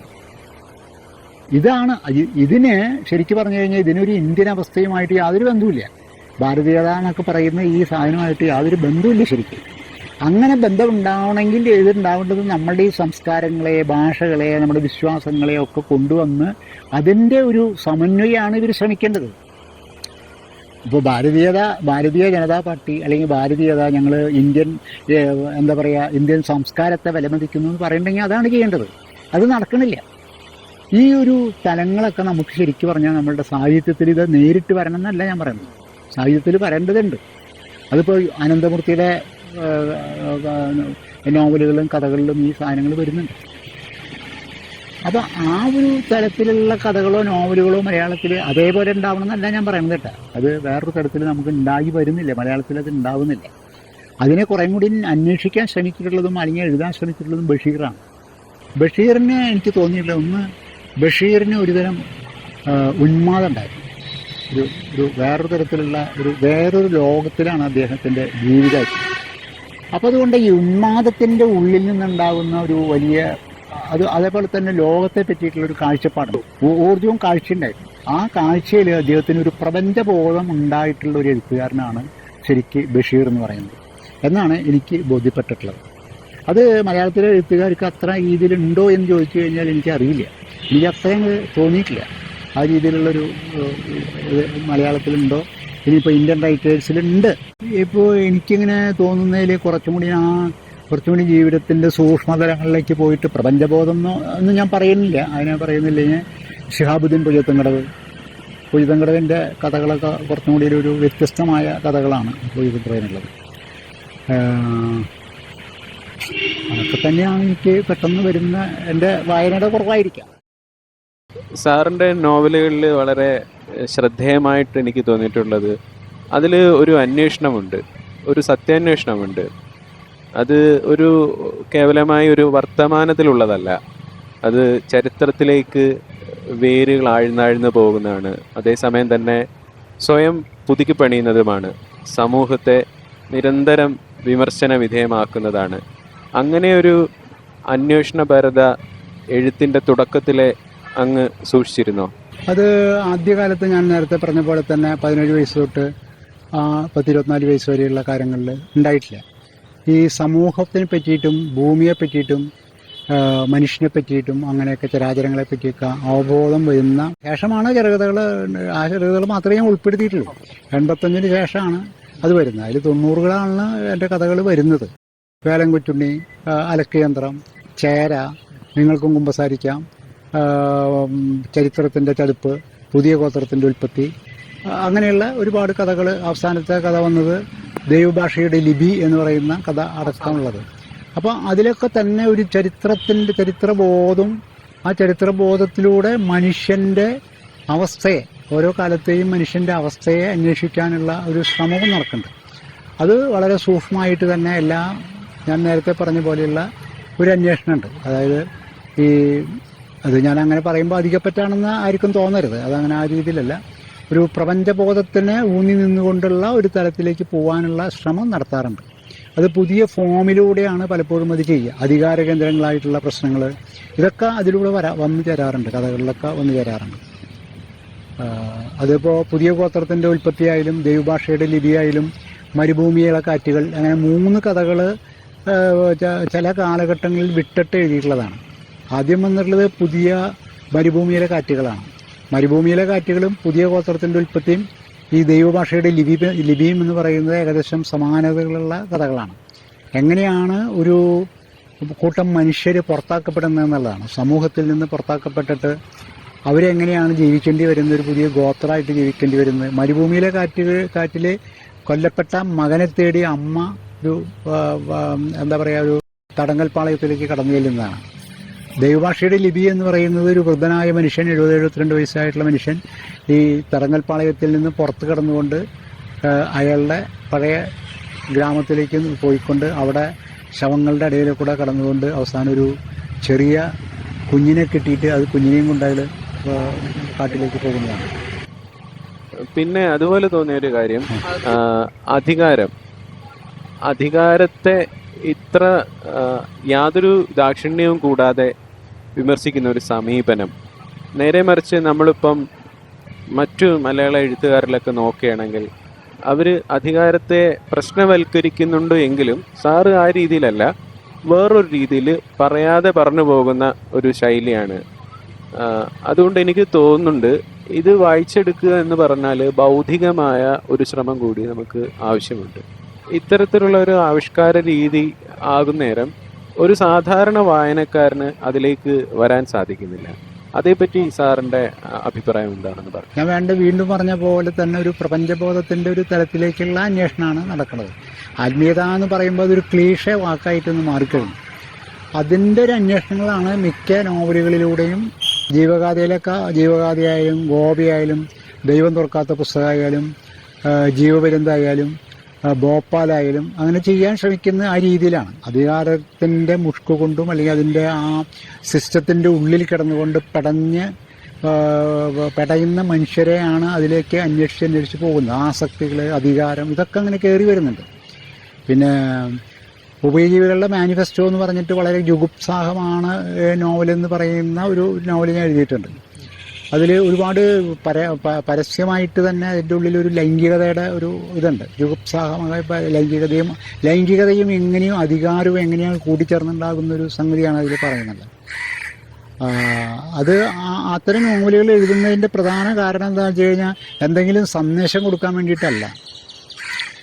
ഒരു കാര്യം പലപ്പോഴും എനിക്ക് തോന്നിയിട്ടുള്ളത്, എൻ്റെ ഉള്ളിനെ തന്നെ നവീകരിക്കാനും ഫേനസ് ചെയ്യാനും ഉള്ള ഭാഗമായിട്ടാണ് ഞാൻ നോവലുകളും കഥകളും എഴുതിക്കൊണ്ടിരിക്കാറ്. അതിലൊരു പൊളിറ്റിക്കൽ സന്ദേശം കൊടുക്കാനോ ഒന്നുമല്ല. അങ്ങനെ എഴുതി വരുമ്പോൾ ഞാൻ ഇടപെടുന്ന അല്ലെങ്കിൽ എന്നിലുള്ള ആ മാലിന്യങ്ങളെ, അധികാരങ്ങളെ എങ്ങനെയാണ് അതിനെ നിർവീര്യമാക്കുക അല്ലെങ്കിൽ പുറത്തു കളയുക എന്നുള്ളതിൻ്റെ അന്വേഷണങ്ങളായിട്ട് അത് മാറുകയാണ്. അതിനെ ഒരു എസ്തെറ്റിക് രൂപം കൊടുക്കാനായിട്ട് ഒരു എഴുത്തുകാരൻ എന്നുള്ള നിലയ്ക്ക് നമുക്ക് ബാധ്യതയുണ്ട്. അതിനൊരു ഫോം മാത്രം പോലെ അത് ഭാഷാപരമായിട്ട് നന്നാവണം, അതിൻ്റെ ഘടന നന്നാവണം. ഇതൊക്കെ വളരെ ശ്രദ്ധിക്കാറുണ്ട് ഞാൻ. അതിൽ ഒരു നോവലെഴുതുമ്പോൾ ഒരുപാട് ഞാൻ ഏറ്റവും കൂടുതൽ ബുദ്ധിമുട്ടുന്ന ഒരു ഏരിയ നോവലെഴുത്തും കഥയെഴുത്തുമാണ്. കഥ എഴുതാൻ വളരെ ബുദ്ധിമുട്ടാണ്. ഒരു 52-53 കഥകളെ ഞാൻ ആകെ എഴുതിയിട്ടുള്ളൂ. അപ്പോൾ ഈ അലക്കേന്ദ്രം പോലെയുള്ളൊരു കഥയൊക്കെ 10-20 വട്ടം മാറ്റി എഴുതിയിട്ടാണ് അലക്കേന്ദ്രമൊക്കെ അങ്ങനെ മാറിയിട്ടാണ് ഞാൻ എഴുതാറ്. ആദ്യ ഭാഗം കിട്ടില്ല, എങ്ങനെ എഴുതുമ്പോഴത് പ്രശ്നമായിട്ട് വരും. അങ്ങനെ അല്ലെങ്കിൽ നമ്മൾ പറയാൻ പോകുന്ന പ്രമേയം ഒരു പ്രകടമായി രാഷ്ട്രീയം വരാൻ പാടില്ല. രാഷ്ട്രീയം പറയാതെ നമുക്ക് പറയാൻ പറ്റുള്ളൂ. അരിസ്റ്റോട്ടിലിനോട് ബർട്രൻഡ് റസ്സൽ ചോദിച്ചൊരു ചോദ്യത്തിനെ പറ്റി ഒരു കഥ എഴുതിയിട്ടുണ്ട്. അരിസ്റ്റോട്ടിലിനോട് ചോദിച്ചതെന്ന് പറഞ്ഞിട്ടൊരു കഥ എഴുതി. അപ്പോൾ അതൊരു അധികാര കേന്ദ്രമായിട്ടാണ് ആ സാധനത്തെ ഞാൻ കൂട്ടിഘടിപ്പിക്കുന്നത്. അങ്ങനെ പല കഥകളും, ഓരോ കഥകളും എനിക്ക് തോന്നുന്നു എൻ്റെ കഥകളെ ഏറ്റവും നന്നായിട്ട് മലയാളത്തിൽ പഠിച്ചിട്ടുള്ളത് എൻ സന്തോഷ് കുമാർ എന്ന് പറഞ്ഞിട്ടുള്ള ആളാണ്. അദ്ദേഹം ശരിക്കും എൻ്റെ കഥകളെ എല്ലാം വളരെ സൂക്ഷ്മമായിട്ട് വിലയിരുത്തിയിട്ട് എൻ്റെ രണ്ട് തിരകൾക്കിടയിലെ ജീവിതം എന്ന് പറയുന്ന പുസ്തകത്തിൽ ഏകദേശം 72 പേജുള്ള 8.72 പേജുള്ള ഒരു വലിയ നീണ്ട ലേഖനം തന്നെ പ്രസിദ്ധീകരിച്ചിട്ടുണ്ട്. ആ ലേഖനത്തിൻ്റെ പ്രത്യേകത എന്ന് പറഞ്ഞാൽ എൻ്റെ കഥകളിൽ മാത്രം ഒതുങ്ങി നിൽക്കുന്നതല്ല, മലയാള ചെറുകഥയുടെ ചരിത്രം കൂടി അദ്ദേഹം അതിലൂടെ കടന്നു പോയിട്ടുണ്ട്. അങ്ങനെയാണ് ആ ചെറുകഥകൾ, പിന്നെ കഥകളെന്ന് പറയുന്ന ചെറുകഥകളിലൊക്കെ ഞാൻ കഴിഞ്ഞ തവണ അതിനെ മൊത്തം ചെറുകഥകൾ എടുത്ത് നോക്കിയപ്പോൾ DC അങ്ങനെ ഒരു പുസ്തകം ചെയ്യാമെന്ന് പറഞ്ഞിട്ടുണ്ട്. 32 കഥകളെങ്കിലും മുണ്ടനം ചെയ്യപ്പെട്ട കഥകൾ എന്ന് പറഞ്ഞിട്ടൊരു ഇത് കൊടുത്തിട്ട് ഫാസിസ്റ്റ് കാലത്തെ കഥകൾ എന്ന് പറഞ്ഞ് കൊടുക്കാനാണ് ഞാൻ പറഞ്ഞിട്ടുള്ളത്. അത് വാസ്തവത്തിൽ ശരിക്ക് അധികാര കേന്ദ്രങ്ങൾക്കെതിരായിട്ടുള്ള കഥകളാണ്, കുറേ കാലം മുമ്പുള്ള കഥകളാണത്, കഴിഞ്ഞ 10-35 കൊല്ലമായിട്ടുള്ള കഥകളാണ്. അങ്ങനെ ഒരു തരത്തിൽ ആരും ഈ സന്തോഷം ഒഴികെ വേറെ ആരും അത് വായിച്ചിട്ടില്ല. പിന്നെ വായിച്ചിട്ടുള്ള G. മധുസൂദനാണ്. മധുസൂദനൻ പാരിസ്ഥിതിക കഥകളിൽ നന്നായിട്ട് പഠിച്ചിട്ടുണ്ട്. എനിക്ക് തോന്നുന്നു 90-95 വരെയുള്ള 2000 വരെയുള്ള കാലഘട്ടങ്ങളിലും മധുസൂദനൻ എല്ലാ കഥകളും എൻ്റെ ആ രീതിയിൽ വിലയിരുത്തിയിട്ടുള്ള ആളാണ്. പിന്നെ അപൂർവമായിട്ട് KS രവികുമാർ കക്കയം എന്ന് പറയുന്ന കഥേനെ പറ്റി എഴുതി. എൻ്റെയൊക്കെ ഒരു വലിയ ഇതെന്താ സംഗതി എന്താണെന്ന് വെച്ച് കഴിഞ്ഞാൽ, ഞാനൊരു കഥാകൃത്തായിട്ട് ഒരിക്കലും അറിയപ്പെടാറില്ല വെച്ചാൽ ആരും അങ്ങനെ ഒരു കഥകളുടെ ലിസ്റ്റിൽ വരുമ്പോൾ ആരും ദോഷം ഉണ്ടാവില്ല. ഗാന്ധിയനായിട്ട് അങ്ങനെ അത് മുദ്ര കുത്തപ്പെടും. പിന്നെ ആ രീതിയിൽ അങ്ങനെ മാറ്റി നിർത്തുള്ളൂ. അത് ഞാൻ വളരെ ശ്രദ്ധിച്ചിട്ടുള്ള ഒരു കാര്യമാണ്.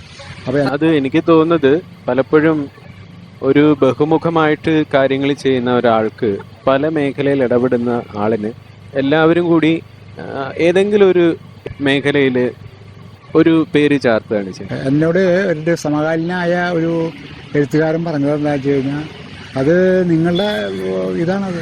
കാരണം എന്താ, നിങ്ങൾ അതിൽ കഥയിലോ നോവലിലോ കോൺസെൻട്രേറ്റ് ചെയ്യാത്തതിന് പകരം രാഷ്ട്രീയത്തിലും അവിടെയും ഇവിടെയൊക്കെ കോൺസെൻട്രേറ്റ് ചെയ്തു, സാംസ്കാരിക മേഖല അതൊക്കെ ഇപ്പോൾ ആൾക്കാർക്ക് നിങ്ങളെ മനസ്സിലാവുന്നില്ല. അതാണ് പ്രശ്നം. ഞാൻ എൻ്റെ കാര്യമായിട്ടുള്ള പരിശ്രമമുണ്ട്, അധ്വാനത്തിലൂടെ ഞാനതിനെ എന്താ പറയുക, അതൊരു സൗന്ദര്യാത്മകം, എസ്തെറ്റിക്കലി സെൻസിബിൾ ആക്കാനായിട്ട് ഞാൻ ശ്രമം നടത്താറുണ്ട്.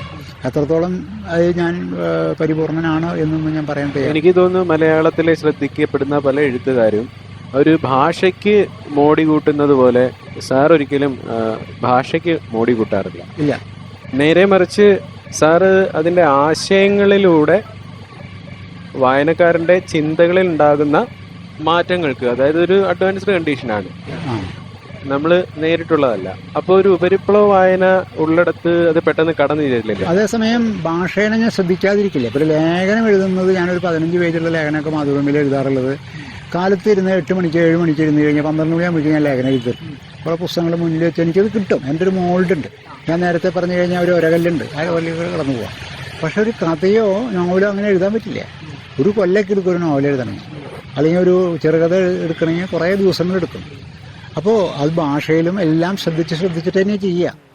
ഒരു എഴുത്തുകാരനെ വായനക്കാരൻ തേടുന്നത് അയാളെ തന്നെയാണ്.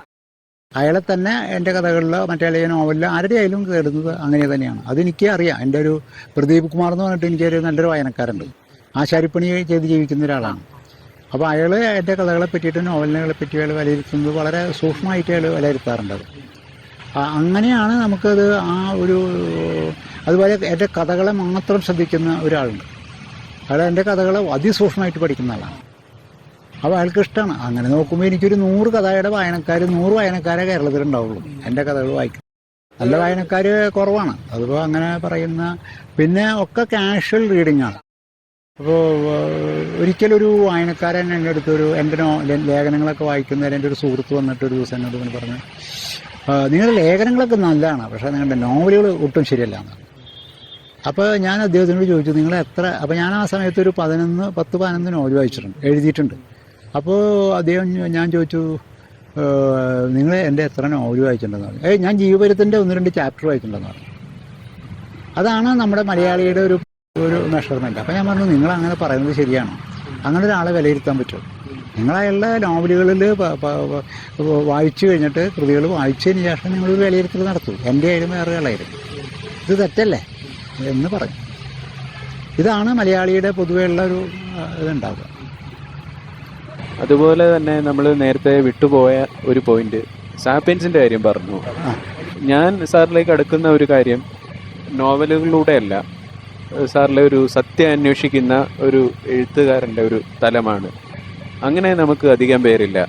അതുപോലെ എൻ്റെ എഴുത്തിനെ പറ്റിയുള്ളൊരു കാഴ്ചപ്പാട് ഒരുപാട് വായിച്ചിട്ടില്ലെങ്കിലും പിന്നെ ഈ സത്യാന്വേഷണവും അതുപോലെ തന്നെയുള്ള കാലത്തിൻ്റെ അപ്പുറം പോകാനുള്ള ഒരു കാഴ്ചയും ക്രാഫ്റ്റും എല്ലാം കൂടെ ഒത്തുവരുന്ന സമയത്താണ് ഒരു കലാജീവിതമായി മാറുന്നത്. സത്യാന്വേഷണം ഇല്ലെങ്കിൽ ഭാഷ കൊണ്ടും അതിൻ്റെ തൊങ്ങലുകൾ കൊണ്ടും ഒക്കെ കുറച്ചു കാലം ആകർഷിക്കാൻ കഴിയും. ഈ ദർശനം മാത്രമാണെങ്കിൽ ആളുകൾ അതിലേക്ക് വരുമെന്ന് ഉറപ്പ് പറയാനും പറ്റില്ല. ഇങ്ങനെ ഒരു ബ്ലെൻഡിങ് ആണ് എഴുത്തുകാരനാക്കുന്നത്. അതായത് ഭാഷ ഉണ്ടാവണം, സൗന്ദര്യം ഉണ്ടാവണം, ദർശനം ഉണ്ടാവണം, ഒരു നേരത്തെ പറഞ്ഞ പോലെ ഒരു പ്രപഞ്ചബോധം ഉണ്ടാവണം. അങ്ങനെ വരുമ്പോഴാണ് പക്ഷേ ഇതിലൊരു ഘടകം ഉണ്ടെങ്കിൽ മറ്റതൊക്കെ വന്നോളും. ഒരു ഘടകം നന്നായിട്ടുണ്ടെങ്കിൽ അത് മറ്റ് ഘടകങ്ങളൊക്കെ അതിൽ വരും. ഇതിപ്പോൾ എൻ്റെ ഒരു മുകൾ തട്ടിലുള്ള ഒരു നിരീക്ഷണം ആകാം ചിലപ്പോൾ. ഈ സമൂഹം ആക്രമിക്കുന്ന മനുഷ്യർ അവർ ജനുവിനായിരിക്കും. മേഖല ഏതായിക്കോട്ടെ, രാഷ്ട്രീയം ആയിക്കോട്ടെ, എഴുത്തായിക്കോട്ടെ, ഇങ്ങനെ ആക്രമിക്കപ്പെടുന്ന മനുഷ്യരെ പറ്റിയിട്ടുള്ള ഒരു എഴുത്ത് പൊതുവെ മലയാളത്തിൽ ഉള്ളതായിട്ട് എൻ്റെ ശ്രദ്ധയിൽപ്പെട്ടിട്ടില്ല. തമിഴിൽ പെരുമാൾ മുരുകനിൽ ഇത് കണ്ടിട്ടുണ്ട്. സാറിൻ്റെ ആലോചനയിലോ വായനയിലോ ഇത് വന്നിട്ടുണ്ടോ? ഇത് വന്നിട്ടുണ്ട്.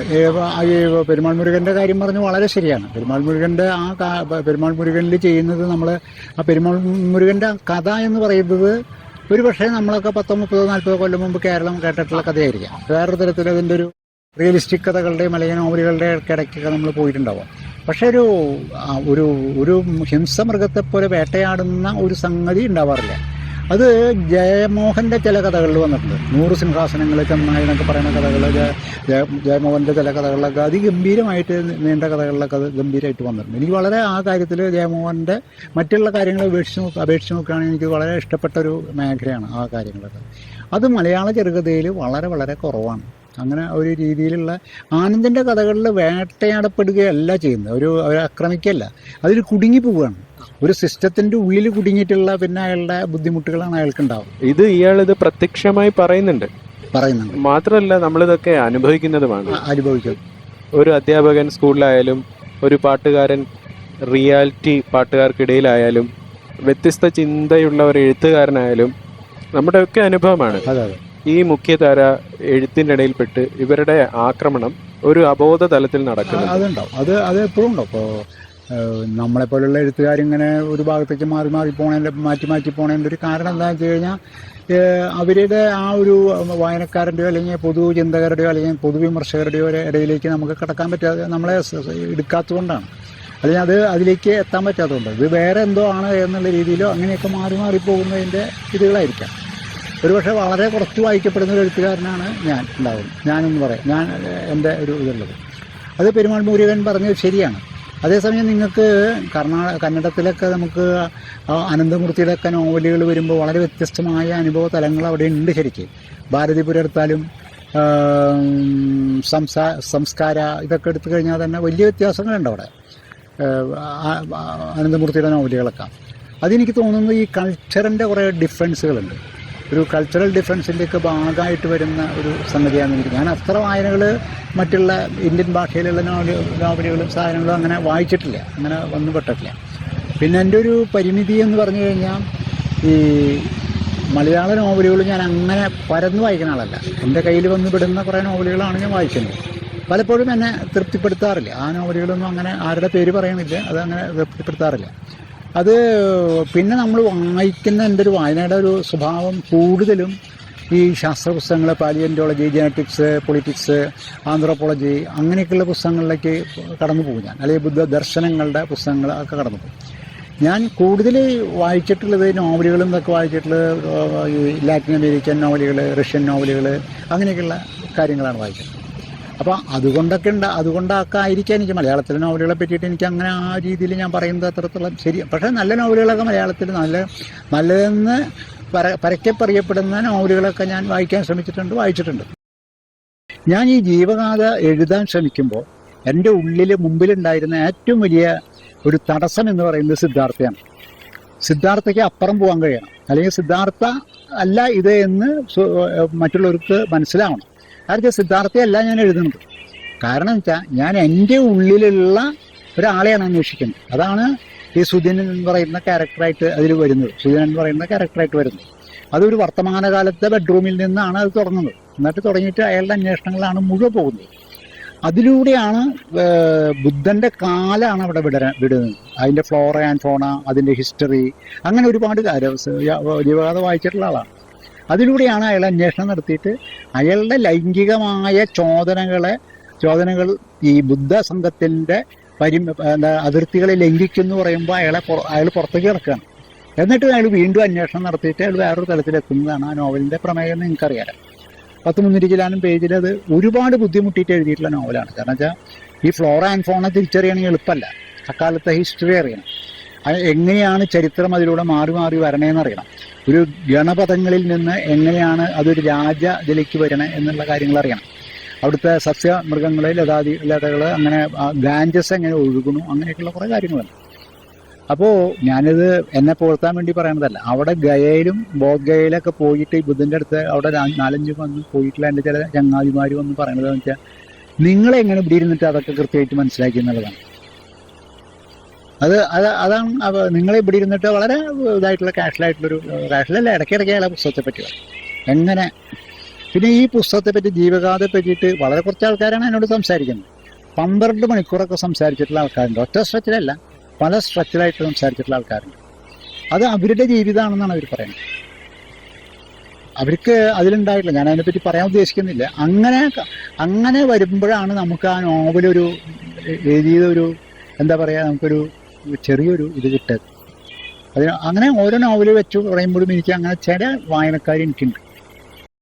അവരുടെ സ്വന്തം അനുഭവങ്ങളെ വെച്ചിട്ടാണ് നമ്മൾ ലോകത്തിനെ ഒന്ന് ഉരച്ചു നോക്കാൻ ശ്രമിക്കുന്നത്. അതിനപ്പുറം പോകാൻ കഴിയുന്നില്ല. അതിന്റെ ഒരു മനഃശാസ്ത്രം ഒരു എഴുത്തുകാരൻ എന്നുള്ള നിലയ്ക്ക് നിങ്ങൾക്ക് എന്താ പറയുന്നത്? നമ്മൾ റീവിസിറ്റ് ചെയ്യുന്നത് ഇപ്പോൾ അങ്ങനെ തന്നെയാണ്. നമ്മൾ ഈ കുട്ടിക്കാലത്തിന്റെ ഓർമ്മകളും ഇങ്ങനെ സാധനങ്ങൾ നമ്മുടെ ഉള്ളിൽ കൂടെ അങ്ങനെ വരുന്നതാണ് നമ്മൾ എഴുതുന്നത്. അതിപ്പോ ഈ ദോസ്തോവ്സ്കിയുടെ കൃതികളിലൊക്കെ മനഃശാസ്ത്രം വളരെ വലിയ രീതിയിൽ എഴുതിയിട്ടുള്ള ആളാണ്. മനഃശാസ്ത്രക്കാർ എഴുതിയിട്ടുള്ള ആളാണ്. അത് ദോസ്തോവ്സ്കിയുടെ കൃതികൾ കരാംസോ ബ്രദേഴ്സ് ഒന്നും ഒരു കാലത്തും വേറെ ആൾക്കാർ കാണും. അതിലേക്ക് കടക്കാൻ പറ്റില്ല. ഇപ്പോൾ എംബേഴ്സിലൊക്കെ അതുണ്ട്. അങ്ങനെ പല നോവലുകളിലും നമുക്കത് കാണാൻ പറ്റും. അതായത് യൂറോപ്യൻ നോവലുകളിൽ തന്നെ ഈ കാര്യങ്ങൾ വളരെ കൃത്യമായിട്ട് പറയാൻ ശ്രമിച്ചിട്ടുള്ള, അതായത് കൃത്യമായിട്ടല്ല, ഡോസ്റ്റോവ്സ്കിനെ വ്യത്യസ്ത രൂപങ്ങളിലൊക്കെ പറയാൻ ശ്രമിച്ചിട്ടുള്ള മാസ്റ്റർ ഓഫ് സെന്റ് പീറ്റേഴ്സ്ബർഗ് ഒക്കെ പൂട്ട്സയുടെ ഒരു നോവലുണ്ട്. അതൊന്നും അടുത്തെത്തില്ല. ഈ ഡോസ്റ്റോവ്സ്കിനെ സെന്റ് പീറ്റേഴ്സ്ബർഗിലെ മാസ്റ്ററായിട്ട് കണ്ടുകൊണ്ടുള്ള പൂട്ട്സയുടെ ഏറ്റവും നല്ല നോവൽ എന്ന് പറയുന്നത് ഡിസ്ഗ്രേസ് ആണ്. ഡിസ്ഗ്രേസ് വായിക്കേണ്ടതാണ്. 2-3 വട്ടം വായിച്ചാലും നമുക്ക് എങ്ങനെയാണ് ഒരു മനുഷ്യൻ, നിങ്ങൾ നേരത്തെ പറഞ്ഞ പോലെ, ഒരു വേട്ടയാടപ്പെടുന്നത്. മനുഷ്യൻ ഒരു ചെറിയ തെറ്റിന്റെ പേരിൽ എങ്ങനെ വേട്ടയാടപ്പെടുന്നു, തെറ്റാണോ ശരിയാണോ എന്ന് അറിയില്ല. ഒരു അയാൾ വേട്ടയാടപ്പെടുന്ന, നിരന്തരം വേട്ടയാടപ്പെടുന്നതാണ്.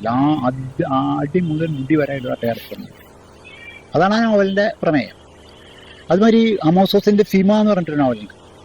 അമോസോസ് നല്ല പൊളിറ്റിക്കലായിട്ട് നോവൽ പ്രൈസൊക്കെ 2 വട്ടം കൊടുക്കാവുന്ന നോവലാണ്. എന്തുകൊണ്ട് കൊടുത്തു എന്നറിയില്ല. കഴിഞ്ഞ എൻ്റെ മുകളിലാണ് അയാൾ മരിച്ചത്. അയാളുടെയൊക്കെ നോവലുകൾ, ഒരുപാട് നോവലുകൾ, 5-10 നോവലുകളും ചെറുകഥകളൊക്കെ ഞാൻ വായിച്ചിട്ടുണ്ട്. വളരെ സിമ്പിളായിട്ട് ജൂത സമൂഹത്തിൻ്റെ അല്ലെങ്കിൽ ആ ഇസ്രായേലി സമൂഹത്തിൻ്റെ പൊളിറ്റിക്സും കാര്യങ്ങളും കൾച്ചറൊക്കെ പറഞ്ഞു പോകുന്ന ഒരാളാണ്. ഈ ഫിമ ഒരു സിംപ്ലറ്റനായിട്ടുള്ളൊരു മനുഷ്യൻ്റെ ജീവിതമാണത്. അയാളുടെ സെക്സ്, അയാളുടെ ഭേദതകൾ, അയാളുടെ ഇതുകൾ, അയാൾ ഉരുതിക്കിലെത്താൻ പറ്റാത്തൊരു ബുദ്ധിപരമായിട്ട് വളരെ ഉയർന്ന ആൾ, ഇങ്ങനെ പോകുന്നൊരു നോവലാണ്. അത്തരം നോവലുകളാണ് ശരിക്ക് മനുഷ്യൻ്റെ ഒരു ഉള്ളിനെ തുറന്നു കാട്ടുന്നത്. പുറംപൂച്ചല്ല, ഉള്ളിനെ തുറന്നു കാട്ടുന്ന നോവലുകളാണ് നമുക്കില്ലാത്തത്. മലയാളത്തിൽ ഇപ്പോൾ ആ രീതിയിലുള്ള നോവലുകൾ നമ്മൾ അന്വേഷിച്ച് പോകുമ്പോൾ വളരെ ബുദ്ധിമുട്ടാണ് കണ്ടെത്താനായിട്ട്. ആ രീതിയിലുള്ള നോവലുകൾ നമുക്ക് കണ്ടെത്താനായിട്ട് ബുദ്ധിമുട്ടാണ്. പിന്നെ അതിപ്പോ സാറ് പറഞ്ഞല്ലോ ജീവഗാഥ എങ്ങനെയാണ് എഴുതിയത് എന്നൊരു സുഹൃത്ത് ചോദിച്ച കാര്യമാണ്. ഇതിപ്പോ നമ്മൾ ഒറ്റയ്ക്ക് ഇരിക്കുന്ന നേരം, ഒരു ഏകാന്തതയിൽ ഇരിക്കുന്ന നേരത്ത് നമ്മുടെ ഉള്ളിൽ തന്നെയാണ് അറിവുള്ളത്. ഇപ്പം വിവേകാനന്ദൻ പറയുന്ന പോലെ education is the manifestation of perfection already in man എന്ന് പറയുന്ന പോലെ ഇത് താനെ ഇത് എക്സ്പ്ലോർ ചെയ്യാവുന്ന ഒരു തലം മനുഷ്യനുണ്ട് എന്ന് തോന്നുന്നു. അതൊരു മെഡിറ്റേഷനിലൂടെ, ഏകാന്തതയിലൂടെ വരുന്നതാണോ, ഒരു ഇന്ററാക്ഷനിൽ ഉണ്ടാകുന്നതിനേക്കാൾ? അതിൽ ഏറ്റവും കൂടുതലുള്ളതെന്ന് വെച്ചാൽ എഴുതാനിരിക്കുന്ന സമയത്തുള്ളത് ഒരു മനുഷ്യനുണ്ടല്ലോ, ആ മനുഷ്യൻ ശരിക്കൊരു പരകായ പ്രവേശം ചെയ്തിട്ടുള്ളൊരു ആളാണ്. അയാൾ എഴുതാതിരിക്കുമ്പോൾ, ഒരു നോവല് തുടങ്ങാതിരിക്കുമ്പോൾ, എനിക്ക് എൻ്റെ ഒരു അനുഭവം, എല്ലാ നോവലുകളുടെ അനുഭവം എന്ന് വെച്ച് കഴിഞ്ഞാൽ ഞാൻ എഴുതിയിട്ടുള്ള നല്ല നോവലുകൾ എന്ന് എനിക്ക് തോന്നുന്ന നോവലുകളുടെയൊക്കെ അനുഭവം എന്ന് വെച്ച് കഴിഞ്ഞാൽ നമ്മൾ എഴുതാനായിട്ട് അതിൻ്റെ ആദ്യ ഭാഗവും അവസാന ഭാഗവും നമുക്ക് കുറച്ചൊക്കെ ഒരു ധാരണ ഉണ്ടാവും. അങ്ങനെ നമ്മളങ്ങനെ എഴുതാൻ തുടങ്ങുമ്പോൾ ഈ കഥാപാത്രങ്ങളാണ് നമ്മളെ കൊണ്ടുപോകുന്നത്. നമ്മളെ കൈവിട്ട് പോവുകയാണ് അത്. കൈവിട്ട് പോയി കഥാപാത്രങ്ങളാണ് നമ്മളെ എങ്ങടെയൊക്കെ വലിച്ചു കൊണ്ടുപോയിട്ട്. ഇപ്പം ഞാൻ ഇന്ന് ആ ഒരു നോവലിൻ്റെ ഒരു ഭാഗം ഇങ്ങനെ എഴുതി വെച്ചിട്ടുണ്ട്. അതിൽ ഒരു കഥാപാത്രമുണ്ട്, ഒരു കുറുമ്പ റോസി എന്ന് പറഞ്ഞിട്ടൊരു കഥാപാത്രമുണ്ട്. ഒരു മാർക്കം കൂട്ടിയുള്ള സ്ത്രീയാണ്, ക്രിസ്ത്യൻ മാർക്കം കൂട്ടിയുള്ള സ്ത്രീയാണ്. അത് ഞാൻ ആകെ 6 പേജ് എഴുതിയിട്ടുള്ളൂ. കാലത്തിരുന്ന് എഴുതിയ ഒരു പണിയാണ്. അവരെ അന്വേഷിച്ചപ്പോഴാണ് കേരളത്തിൻ്റെ ഈ അടിമ ചരിത്രം മുഴുവൻ നമ്മുടെ ഉള്ളിലേക്ക് വരിക. അത് ഇപ്പോഴൊക്കെ നമുക്ക് സ്വിച്ചിട്ട പോലെയാണ്, ആ സാധനങ്ങൾ മുഴുവൻ വരും. അപ്പോൾ അവരുടെ കാലടികൾ പരിശോധിച്ചാൽ അവർ നടന്നു പോയിട്ടുള്ള ചരിത്രം കാണാമെന്നൊരു ഭാഗമുണ്ട് ഇതിൽ. അവരുടെ കാലടികൾ നോക്കിക്കഴിഞ്ഞാൽ അവർ ഏത് കാലത്തിലൂടെ കടന്നുപോയി, അവരുടെ പരമ്പരാഗതമായിട്ടുള്ള ഇതിലൂടെ കടന്നുപോയി, ഒരു പരാതിയില്ലാതെ അവർ ജീവിക്കുകയാണ്. എന്നിട്ട് ഈ തകർന്ന കുടുംബത്തിൻ്റെ എല്ലാം തകർന്ന ഒരു കുടുംബത്തിൽ ഏക്കർ കണക്കിന് ഭൂമി സാധനമൊക്കെ ആയിട്ടുള്ള ഒരു കുടുംബത്തിൽ തകർന്ന കുടുംബത്തിൻ്റെ പരിചാരികയായിട്ട് അവർ അവസാനം ആ പരിചാരിക ഇതിൽ നിന്ന് അവർ പോകാൻ സമ്മതിക്കുന്നില്ല. പരിചാരിക എന്ന് പറഞ്ഞാൽ കുശിനിക്കാരി. അതാണ് അവരെ വീട്ടിൽ ഈ സ്ത്രീക്ക് 13 വയസ്സായിട്ടുള്ള വന്നു കയറിയ സ്ത്രീക്ക് യാതൊരു പരിക്കും സംഭവിക്കുന്നില്ല. അപമാനം ഉണ്ടാക്കുകയോ അല്ലെങ്കിൽ ശാരീരികമായ പീഡനങ്ങളോ ഒന്നുമില്ല. അവർ വളരെ സമരസപ്പെട്ടുകൊണ്ടാണ് അവിടെ ജീവിക്കുന്നത്. അപ്പോൾ ആ ഒരു സ്ത്രീ, ആ കഥാപാത്രം ഞാൻ ഇന്നലെ ജസ്റ്റ് കാഷ്വലായിട്ട് അവർ എഴുതിയുള്ളൂ. ഇന്ന് വന്നപ്പോൾ എനിക്കൊരു 5-6 പേജ് അവരെ പറ്റിയിട്ട് ഞാൻ എഴുതി പോണത്. അതിൻ്റെ കൂടെ വേറൊരു ആളുണ്ട്, അവിടെ ഒരു കാര്യസ്ഥുണ്ട്, കൊച്ചാശൻ പിള്ള എന്ന് പറഞ്ഞിട്ട് ഒരാളെ ഉണ്ടാക്കിയിട്ടുണ്ട്.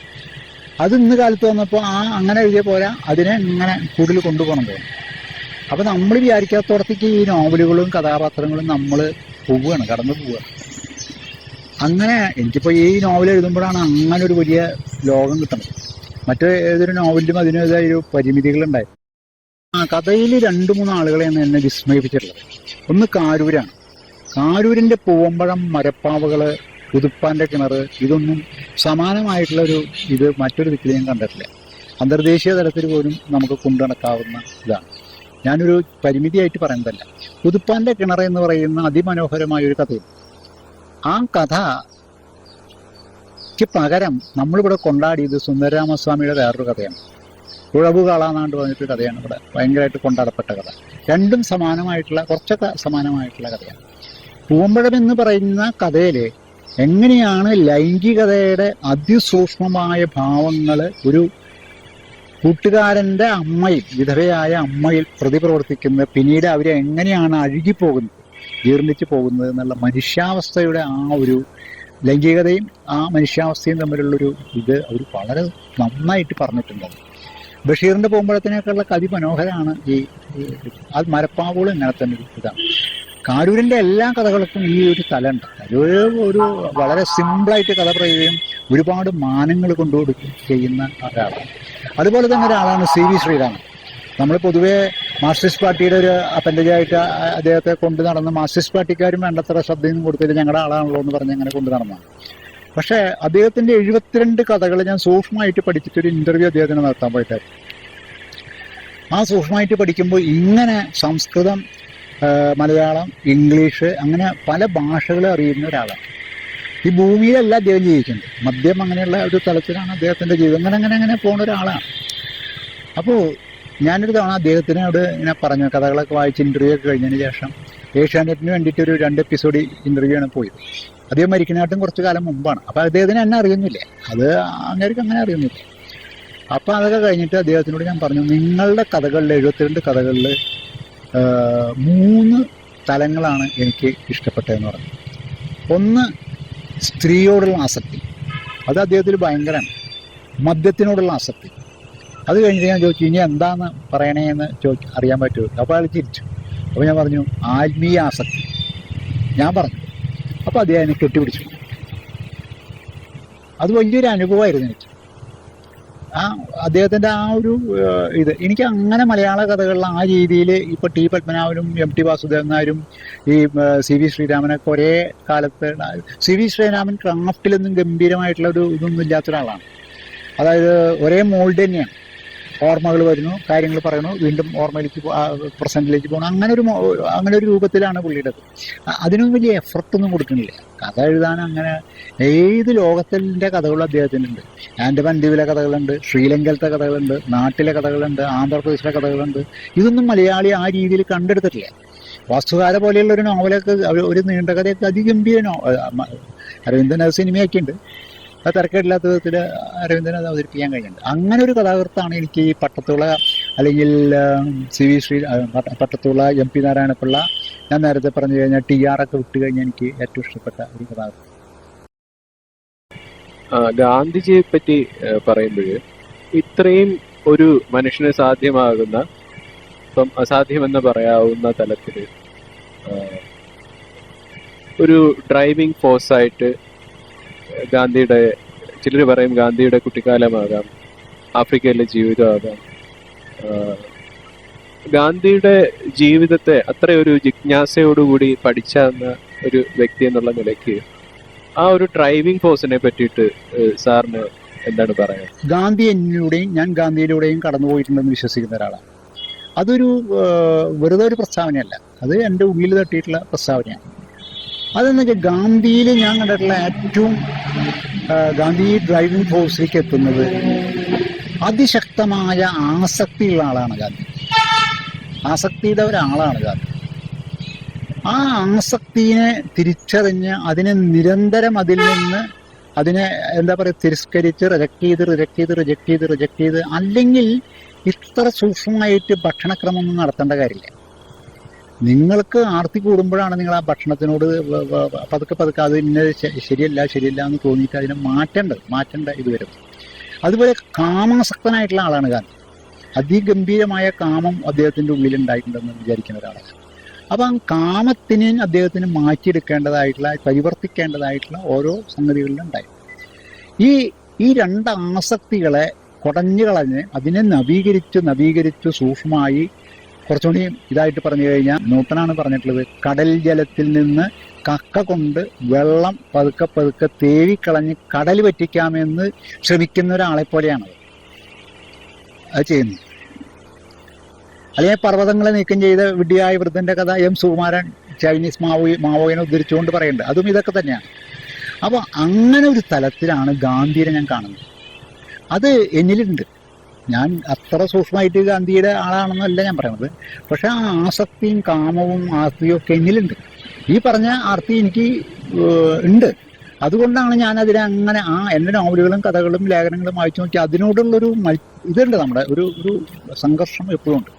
ഇതിനെയാണ് ഗാന്ധി പല തലങ്ങളിലായിട്ട്, രാഷ്ട്രീയ തലത്തിലും അല്ലെങ്കിൽ സാംസ്കാരിക മണ്ഡലത്തിൽ, ആരോഗ്യ മണ്ഡലത്തിൽ, ആത്മീയ മണ്ഡലത്തിൽ, ഇതിനെയാണ് ഗാന്ധിയുടെ സംഘർഷം മുഴുവൻ ശരിക്കും. അങ്ങനെയാണ് ഗാന്ധി അവസാനം എവിടെ വെച്ചോ പറയുന്നുണ്ട്, ദൈവത്തിൻ്റെ നപുംസകമാകാനാണ് ഞാൻ ശ്രമിക്കണേ എന്നുള്ളതാണ്. I want to be a eunuch of God എന്നുള്ളതാണ്. അപ്പോൾ എൻ്റെ ദൈവം തുറക്കാത്ത പുസ്തകത്തിന് ഞാൻ ഇടാൻ പോയ പേര് ദൈവത്തിൻ്റെ നപുംസകം എന്നാണ്. പക്ഷെ അത് പ്രസിദ്ധീകരണശാലക്കാർക്ക് താല്പര്യമില്ലാത്തതുകൊണ്ടാണ് ആനന്ദാണ് ഈ പുസ്തകത്തിന് പേരിട്ടത്, ദൈവം തുറക്കാത്ത പുസ്തകം എന്നുള്ള പേരിട്ടത്. എനിക്ക് പേര് ഉണ്ടാക്കിക്കൊണ്ട്. അപ്പോൾ ഈ ആസക്തിയാണ്, പലതരത്തിലുള്ള ആസക്തി. ആ ആസക്തി എവിടെ നിന്നാണ് വരണതെന്ന് വെച്ച് കഴിഞ്ഞാൽ അത് അതായത് സഹജമായി മനുഷ്യനുള്ള ആസക്തി തന്നെയാണത്. ഇതിനെയാണ് ബുദ്ധൻ്റെ പഠനങ്ങൾ നടത്തിയിട്ടുള്ള ഒരു മോങ്കുണ്ട്, മഹാവിവേക് എന്ന് പറഞ്ഞിട്ട്, ബർമീസ് മോങ്കാണ്. അദ്ദേഹത്തിൻ്റെ ഓസ്റ്റീരിയോറ്റിയ ബുദ്ധൻ്റെ സഫറിങ്ങിനെ പറ്റിയിട്ടൊരു പുസ്തകമുണ്ട്, അത് ഞാൻ വായിച്ചിട്ടുണ്ട്. അതിൽ നിന്നാണ് ഞാൻ ഗോപ എഴുതുന്നത്. അത് ഞാൻ ഗോപയുടെ മുമ്പിൽ പറയുന്നുണ്ട്. അതിലെങ്ങനെയൊക്കെ നാച്ചുറലായിട്ടുള്ള, സ്വാഭാവികമായിട്ടും നമ്മളുടെ ഇവല്യൂഷൻ അല്ലെങ്കിൽ മനുഷ്യൻ്റെ ഇവല്യൂഷനെ കൂടുക. ജീവജാലങ്ങളുടെ ഒരു പ്രത്യേകത എന്താ വെച്ചാൽ 2 കാര്യങ്ങളാണ് അവരുടെ ബേസിക് ആയിട്ടുള്ള നീഡ്. അതറിയാം. 1 ഇര, 2 ഇണ. ഈ 2 ഇര തേടലും ഇണ തേടലുമാണ് മനുഷ്യൻ്റെയും അവസ്ഥ. മൃഗങ്ങളിലും ഒക്കെ അങ്ങനെ തന്നെയാണ്. മൃഗങ്ങൾക്ക് അതിൻ്റെതായ കാലങ്ങളും ചക്രങ്ങളും ഒക്കെ ഉണ്ട്, മനുഷ്യന് അതില്ല. ഇര തേടണം, പക്ഷെ ഇണയെ എപ്പോഴും ആവാം. 15 വയസ്സ് കഴിഞ്ഞാൽ എപ്പോഴും ഈ സീസൺ ഇല്ല അവർക്ക്. അങ്ങനെയുള്ള ഒരു സമയം ബുദ്ധനിൽ സംഭവിക്കുന്നത് എന്ത് കഴിഞ്ഞാൽ ഈ ആസക്തി സ്വാഭാവികമാണ്. ഇണയോടും ഇരയോടുമുള്ള ആസക്തികൾ, ആ ഇണയുടെയും ഇരയുടെയും ആസക്തികളുടെ ഫലമായിട്ടുണ്ടാകുന്ന ഉപഭോഗ വസ്തുക്കളോട്, അധികാരത്തിനോടുള്ള ആസക്തികൾ സ്വാഭാവികമാണ്. ആസക്തി ഒന്നിൽ നിൽക്കുന്നില്ല, എല്ലാ തലകളും കൂടിയിട്ടുള്ള, അതാണ് ഗാന്ധിയിൽ പ്രവർത്തിക്കുന്നത്. അധികാരത്തിനോടുള്ള ആസക്തികൾ ഇതൊക്കെ കൂടിയിട്ടാണ് അദ്ദേഹം അതിനെ ഇങ്ങനെ ഇത് ചെയ്ത് വരുന്നത്. ഇത് ബുദ്ധനിൽ വരുമ്പോൾ ബുദ്ധൻ എന്ത് ചെയ്തു വെച്ച് കഴിഞ്ഞാൽ ഈ നാച്ചുറൽ ആയിട്ടുള്ള ഈ ആസക്തികളെ പ്രതിരോധിക്കുകയാണ് ചെയ്യുന്നത്. ആ ആസക്തികളെ അന്തമറ്റ കടലിൽ കൊണ്ടിടുകയാണ്. അനാറ്റ എന്നാണ് അതിന് പാലി ഭാഷയിൽ പറയാം. അനാറ്റ നമ്മളത് മലയാളത്തിലാക്കുമ്പോൾ അന്തമറ്റ സ്ഥലത്ത് കൊണ്ട് ഉപേക്ഷിക്കുക എന്നുള്ളതാണ് പാലി ഭാഷയിലുള്ള വാക്ക്. അതാണ്. അപ്പോൾ വാസ്തവത്തിൽ ഉണ്ടാവുന്നത് സ്വാഭാവികമായിട്ട് ഇവല്യൂഷണറി പോയിന്റ് ഓഫ് വ്യൂ നോക്കിക്കഴിഞ്ഞാൽ ഉണ്ടാവുന്ന ആ ഒരു ഇവല്യൂഷനെ ഇവർ പ്രകൃതി വിരുദ്ധമായിട്ട് തന്നെ തടയാണ് ചെയ്യുന്നത്. മനുഷ്യന്റെ സ്വഭാവം അനുസരിച്ച് മനുഷ്യൻ ഇടതേരണം എന്നുള്ളത് സ്വാഭാവികതാണ്. അങ്ങനെ നമ്മൾ പോവുകയാണെങ്കിൽ, ബുദ്ധിയുള്ള മനുഷ്യൻ അങ്ങനെ പോവുകയാണെങ്കിൽ ഈ ഭൂമി തന്നെ അവസാനിക്കും, ഒരു ക്രമം ഉണ്ടാവില്ല. അതുകൊണ്ടാണ് ആ ഒരു തലത്തിൽ നിന്നുകൊണ്ട് അല്ലാതെ ഇതിനെ കണ്ടെത്തണമെങ്കിൽ, നിങ്ങൾക്ക് നിങ്ങളെ കണ്ടെത്തണമെങ്കിൽ, നിങ്ങളുടെ ഉള്ളിലുള്ള എന്താണ് നിങ്ങൾ എന്ന് തിരിച്ചറിയണമെങ്കിൽ അപ്പുറത്തുള്ള ആളെയും കൂടി നിങ്ങൾ തിരിച്ചറിയണം, അവരനെ തിരിച്ചറിയണം. അവരനെ തിരിച്ചറിയുമ്പോൾ നിങ്ങൾ ജീവജാലങ്ങളെ മുഴുവൻ തിരിച്ചറിയുന്ന ഒരു ഘട്ടത്തിലേക്ക് നിങ്ങൾ പോകും. അത് അറിയണമെങ്കിൽ നിങ്ങൾക്ക് ഈ ആസക്തികളെ പതുക്കെ പതുക്കെ പ്രതിരോധിച്ച് അവരെ മാറ്റിയെടുക്കാൻ കഴിയണം. ഇത് തന്നെയായിരുന്നു ഗാന്ധിയുടെ പ്രശ്നം. ഗാന്ധി വെജിറ്റേറിയൻ ഫുഡ് കിട്ടാനായിട്ട് തെണ്ടാത്ത സ്ഥലങ്ങളില്ല. ഈ 17-18 വയസ്സിൽ ഇംഗ്ലണ്ടിൽ ചെല്ലുമ്പോൾ അങ്ങനെ ഒരു സ്ത്രീകളുടെ കാര്യത്തിൽ ഗാന്ധി കുടുങ്ങാത്ത മേഖലകളില്ല. വേശ്യാലയത്തിലും അവിടെയും ഇവിടെയൊക്കെ പോയിട്ടുണ്ട് ഗാന്ധി. പിന്നെ ഒരു കോൺഫറൻസിന്റെ, വെജിറ്റേറിയൻ കോൺഫറൻസിന് പോയപ്പോൾ ഒരു സ്ഥലത്ത് ഒരു സ്ത്രീയുമായിട്ട് ഏതാണ്ട് കിടപ്പറയിലേക്ക് പോകാൻ നിൽക്കുന്ന രംഗത്താണ് ഗാന്ധിയിലെ ദൈവം അമ്മ വിളിച്ചു എന്ന് പറഞ്ഞിട്ട് ഗാന്ധി അതിൽ നിന്നും മാറി പോണത്. അതാ ഈ ആസക്തികളോടുള്ള പൊരുതലാണ് ഗാന്ധി. ഇതിൻ്റെ ഒരു സൂചന നമുക്ക് കിട്ടുന്നത് വെച്ചാൽ 16-ാമത്തെ 17 വയസ്സ് ഇംഗ്ലണ്ടിലേക്ക് പോകുമ്പോൾ ഗാന്ധിയോട് അമ്മ പുത്ലിബായി 3 പ്രതിജ്ഞകൾ വാങ്ങുന്നുണ്ട്. ഒന്ന്, പരസ്ത്രീ സംസർഗമരുത്, പിന്നെ മദ്യം വർദ്ധിക്കണം, കഴിഞ്ഞിട്ട് വെജിറ്റേറിയൻ ഫുഡ്, മാംസാഹാരം കഴിക്കരുത്. ഗാന്ധിയുടെ ജീവിതം, പിന്നീടുള്ള ജീവിതം പരിശോധിച്ചാൽ ഈ 3 പില്ലറിലാണ് നിൽക്കുന്നത്. മദ്യത്തിനെതിരായിട്ടുള്ള പോരാട്ടം എന്ന് പറഞ്ഞു കഴിഞ്ഞാൽ അത് ഗാന്ധിയുടെ ജീവിതത്തിന്റെ ഈ കൊളോണിയൽ സാധനത്തിനോടുള്ള പോരാട്ടം തന്നെയാണ്. അവര് അത്തരം രീതിയിലുള്ള ആസക്തികളെ കൊണ്ട് നടക്കുന്ന ആളാണ്. പരസ്ത്രീ സംസർഗം എന്ന് പറഞ്ഞു കഴിഞ്ഞാൽ അതിലെ ശരിക്കും പറഞ്ഞാൽ ആസക്തികളുടെ വേറൊരു രൂപമാണുള്ളത്. പിന്നെ വെജിറ്റേറിയൻ ഫുഡ് എന്ന് പറഞ്ഞു കഴിഞ്ഞാൽ പ്രാണി ലോകത്തിനോടുള്ള ഒരു ഒരു താതാത്മ്യപ്പെടലാണ്. ഇത് ഈ 3 നമുക്ക് കൊണ്ടുപോയി കഴിഞ്ഞാൽ ഗാന്ധിനെ പറ്റി വലിയൊരു സാധനം എഴുതാൻ പറ്റും. അപ്പൊ ആ ആസക്തികൾ തന്നെയാണ് ഗാന്ധിയുടെ പൊരുതൽ എന്നാണ് എനിക്ക് തോന്നിയത്. അതിനെ മറികടന്നുകൊണ്ട് അത് യൂറോപ്യൻ സിവിലൈസേഷനും യൂറോപ്യൻ നാഗരികതയും ആസക്തികളെ കൂട്ടുമ്പോൾ ഗാന്ധി, അല്ലെങ്കിൽ തീവണ്ടി ആയാലും മറ്റുള്ള സാധനങ്ങളായാലും അതിനെ കൂട്ടുമ്പോൾ, യന്ത്രങ്ങളും അതിനെ കൂട്ടുമ്പോൾ ഗാന്ധി അതല്ല, യന്ത്രങ്ങൾ ഉണ്ടാവണം, പക്ഷെ ആ യന്ത്രങ്ങൾക്ക് മനുഷ്യന് അടിമയാവരുതെന്നാണ്. യന്ത്രങ്ങളെ ഗാന്ധി നിഷേധിക്കുന്നില്ല.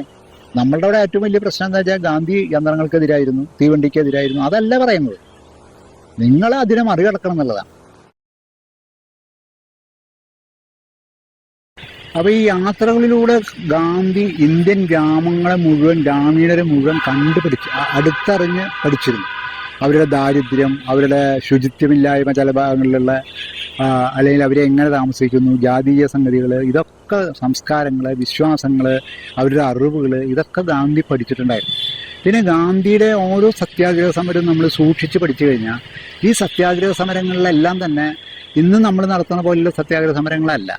ഇപ്പോൾ ദണ്ഡി യാത്രയിൽ ഈ ദിവസങ്ങളിലൂടെ കടന്നു പോകുന്ന എല്ലാ ഗ്രാമങ്ങളെ പറ്റിയിട്ടുള്ള വിവരണങ്ങൾ, വസ്തുതകൾ ശേഖരിച്ചിട്ടുണ്ടാവും.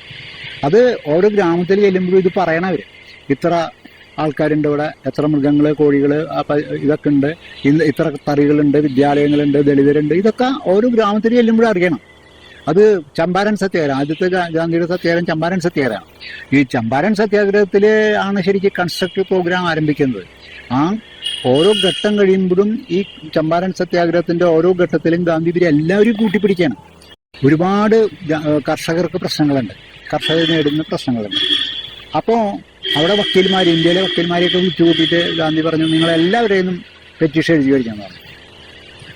അപ്പോൾ അവിടുത്തെ ഏറ്റവും പ്രധാനപ്പെട്ട വക്കീൽ പറഞ്ഞു, എന്തിനാ അത്, ഒരാളുടെ പെറ്റീഷൻ തന്നെയല്ല എല്ലാവരും എഴുതാൻ ചോദിച്ചു. അതുപോരാ, അവരെല്ലാവരും ഇതിൽ ഇൻവോൾവ്ഡ് ആണെന്നുള്ളത് അവർക്ക് മനസ്സിലാവണം. പിന്നെ ഗാന്ധി പറഞ്ഞതെന്ന് വെച്ചാൽ, അത്തരം ഈ മീറ്റിങ്ങുകൾ, കോൺഗ്രസിൻ്റെ മീറ്റിങ്ങുകളിലൊന്നും പൊതുവേ ഈ മറ്റുള്ള CIDs പങ്കെടുപ്പിക്കുക, CIDs നുഴഞ്ഞു കയറുക ചെയ്യുക.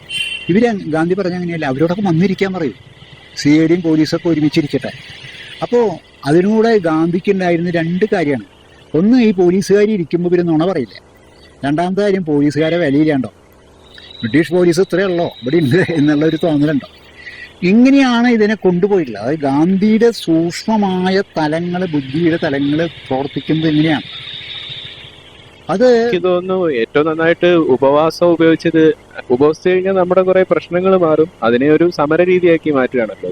സമരം നമ്മുടെ ഉള്ളിൽ ക്ലീനാവും, അതുപോലെ തന്നെ ഒരു സമൂഹത്തിന്റെ ഉള്ളും ക്ലീനാവും. മോഡിയുടെ ഉപവാസം പോലെ അല്ലാതെ. അപ്പം മോഡി മെഡിറ്റേഷന് പോകുമ്പോൾ എന്താണ് അദ്ദേഹം ഇത്രയും ദിവസങ്ങളിൽ ഈ ഇലക്ഷൻ റിങ്ങിൽ അദ്ദേഹം കാണിച്ചിട്ടുള്ള ഏറ്റവും ലോവസ്റ്റ് ആയിട്ടുള്ള രീതിയിൽ, മോശമായിട്ടുള്ള രീതിയിൽ ഇന്ത്യൻ ജനതയോട് സംസാരിച്ചിട്ടുള്ള ഒരു മനുഷ്യൻ. ഞാനിങ്ങനെ ആലോചിക്കാറുണ്ട്, അദ്ദേഹം കന്യാകുമാരിയിൽ ഇപ്പോൾ അദ്ദേഹം അവിടെ ഉണ്ട്, ഇന്നലെ ഇന്നും അദ്ദേഹം മെഡിറ്റേഷനാണ്. എന്താണ് വിവേകാനന്ദനെ പോലെയുള്ള ഒരാൾ ചെയ്ത കാര്യങ്ങളിൽ അദ്ദേഹം ചെയ്യേണ്ടാവുക? ഞാൻ ഒരിക്കലും പറയില്ല അദ്ദേഹം വിവേകാനന്ദനെ അനുകരിക്കുകയാണെന്നോ, അതൊക്കെ ഉണ്ടാവാം. അതല്ല, ഈ മനുഷ്യൻ്റെ ഉള്ളിൽ എന്തായിരിക്കുന്ന അറിയാനായിട്ട് ഒരു നിമിഷം അദ്ദേഹം ആലോചിക്കുമോ, ഹിന്ദുവും മുസ്ലിമും ക്രിസ്ത്യാനിയും എല്ലാം ഒന്നാണ്, ഞാൻ അടുത്ത തവണെങ്കിലും പ്രധാനമന്ത്രി ആയി കഴിഞ്ഞാൽ ഇത്തരം കാര്യങ്ങളിലേക്ക് പോവില്ല, എല്ലാവരെയും കൂട്ടിപ്പിടിച്ചൊരു ഭരണം ഞാൻ ഉണ്ടാക്കും എന്ന് പറയുമോ? അങ്ങനെ എന്ന് പറയണമെങ്കിൽ ഈ ഇങ്ങനൊരു ഇലക്ഷൻ റിങ്ങിൻ്റെ ആവശ്യമില്ല. ഞാൻ അദ്ദേഹത്തിൻ്റെ എങ്ങനെയാണ് ഈ ചിന്ത അദ്ദേഹത്തിൽ ഇങ്ങനെ കടന്നു പോകണം? എന്താണ് അദ്ദേഹം മെഡിറ്റേഷനെ കൊണ്ട് ഉദ്ദേശിക്കുന്നത്? മെഡിറ്റേഷൻ എന്ന് പറഞ്ഞു കഴിഞ്ഞാൽ നമ്മളുടെ ഏകാന്തതയിലേക്ക് പോകല് മാത്രമല്ല, നമ്മളിൽ ഉണ്ടാകുന്ന ആ ഒരു ജാഗ്രതയിൽ ഈ സാധനങ്ങളൊക്കെ അലിഞ്ഞ് ചേർന്ന് നമ്മൾ പ്രപഞ്ചമായിട്ട് മാറുന്ന ഒരു സംഗതിയാണ് ഉണ്ടാകുന്നത്. അവിടെ വളരെ സൂക്ഷ്മമായിട്ടുള്ള ഒരു മെഡിറ്റേഷനിൽ സംഭവിക്കുന്നു. അത് അദ്ദേഹം സംഭവിച്ചു കഴിഞ്ഞാൽ പിന്നെ ഈ രാഷ്ട്രീയത്തിലേക്ക് വരില്ലേ. ഈ രാഷ്ട്രീയത്തിലേക്ക് വന്നാൽ തന്നെ അതിനെ സ്പിരിച്വലൈസ് ചെയ്യാനേ ശ്രമിക്കുള്ളൂ. ഗാന്ധി പറയുന്ന ഒരു വാചകമുണ്ട്, എനിക്ക് ജീവിതത്തിൻ്റെ ഒരു മണ്ഡലം മാറ്റില്ല, അല്ലെങ്കിൽ ഞാൻ ഹിമാലയത്തിൻ്റെ ഗുഹയിൽ പോയിട്ട് അവസരുന്നതാണ്. ഈ ചന്തയിൽ നിന്നുകൊണ്ട്, പൊളിറ്റിക്സിൻ്റെ ജീർണവും അഴുക്ക് പിടിച്ചതുമായിട്ടുള്ള ചന്തയിൽ നിന്നുകൊണ്ട് പൊളിറ്റിക്സിനെ സ്പിരിച്വലൈസ് ചെയ്യാനാണ് ഞാൻ വന്നിട്ടുള്ളത് എന്നുള്ളതാണ് എൻ്റെ ശ്രമം. അതിനെ പാമ്പ് പോലെ നമ്മൾ വളഞ്ഞിരിക്കുന്ന പൊളിറ്റിക്സിനെ സ്പിരിച്വലൈസ് ചെയ്ത് മാറ്റിയെടുക്കാൻ വേണ്ടിയിട്ടാണ് അദ്ദേഹം വന്നത്. അദ്ദേഹത്തിൻ്റെ ഒരു ഇതായിരുന്നു. അത് എല്ലാ മണ്ഡലങ്ങളിലും ചെയ്ത പോലെ ഇതിലും ചെയ്തു എന്നുള്ളത്. അപ്പോൾ അതുകൊണ്ടാണ് ഗാന്ധി പൊളിറ്റിഷ്യനാണോ, സെയിൻ്റാണോ, എഡ്യൂക്കേഷനിസ്റ്റ് ആണോ, വേറെ ആളാണോ നമുക്ക് പറയാൻ പറ്റാത്തത്.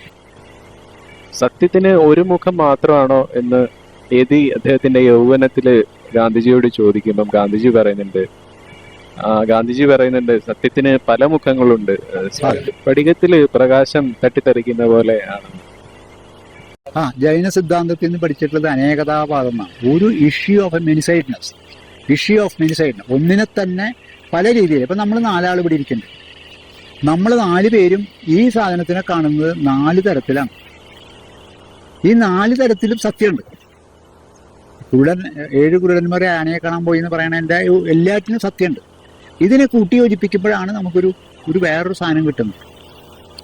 അതാണ് അതിൻ്റെ വാസ്തവം. ഇത് നമ്മളറിയാതെ ആത്യന്തിക സത്യം എന്ന് പറയുന്ന ഒരു സാധനം ഇല്ല, ഒന്നിലുമില്ല.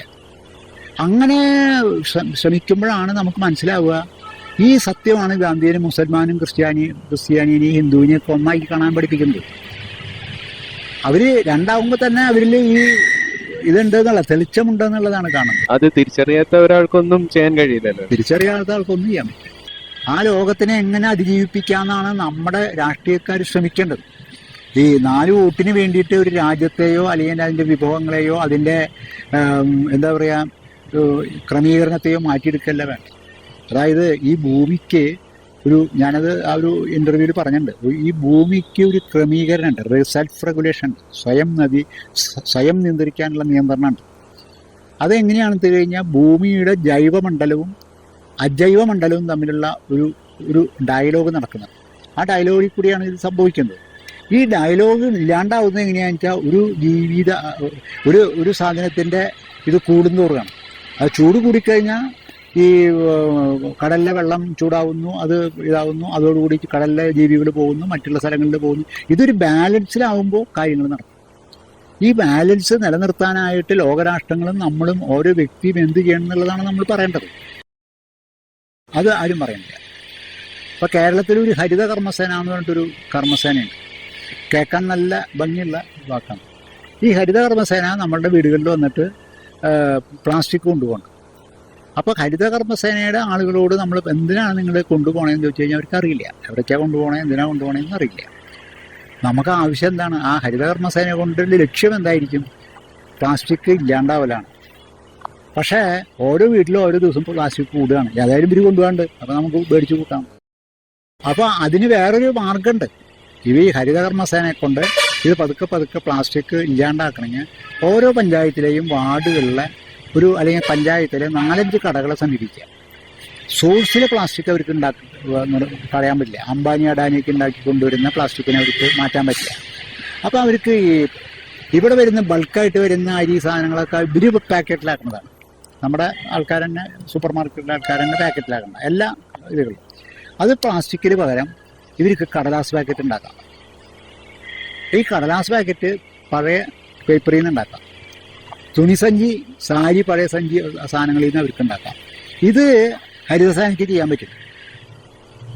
അപ്പോൾ ഒരുപാട് സാധനങ്ങൾ ഇല്ലാതെ വെക്കാൻ പറ്റും. അത്രയെങ്കിലും ചെയ്ത് കഴിഞ്ഞാൽ അത്രയെങ്കിലും ഭൂമിയുടെ ആയുസ് വർദ്ധിപ്പിക്കാം. ഇത് പ്ലാസ്റ്റിക് കൊടുക്കാത്തതിൻ്റെ നേരെ നോട്ടീസ് അയക്കുന്ന രീതിയിലാണ് ഇവിടെ കാര്യങ്ങൾ പോകുന്നത്. ഇതിനകത്ത് ഒരു കാര്യം കൂടെ പറയാം സാർ. സയൻസ് ആയാലും നമ്മുടെ രാഷ്ട്രീയ സാമൂഹ്യ രംഗങ്ങൾ നിയന്ത്രിക്കുന്നവരായാലും അതിൽ തന്നെയുള്ള ഉയർന്ന രീതിയിൽ ചിന്തിക്കുന്നവരായാലും അവർക്ക് പറ്റുന്ന ഒരു പിഴവ് ഞാൻ മനസ്സിലാക്കുന്നത്, ഇപ്പോൾ ഈ പ്രപഞ്ചത്തെ മൊത്തം എടുക്കുന്ന സമയം എൻട്രോപ്പി ഡിസോർഡർ, ഇതിൽ നമുക്കൊരു നിയന്ത്രണമില്ല. മനുഷ്യൻ ഒരു സ്പീഷീസ് മാത്രമാണ്.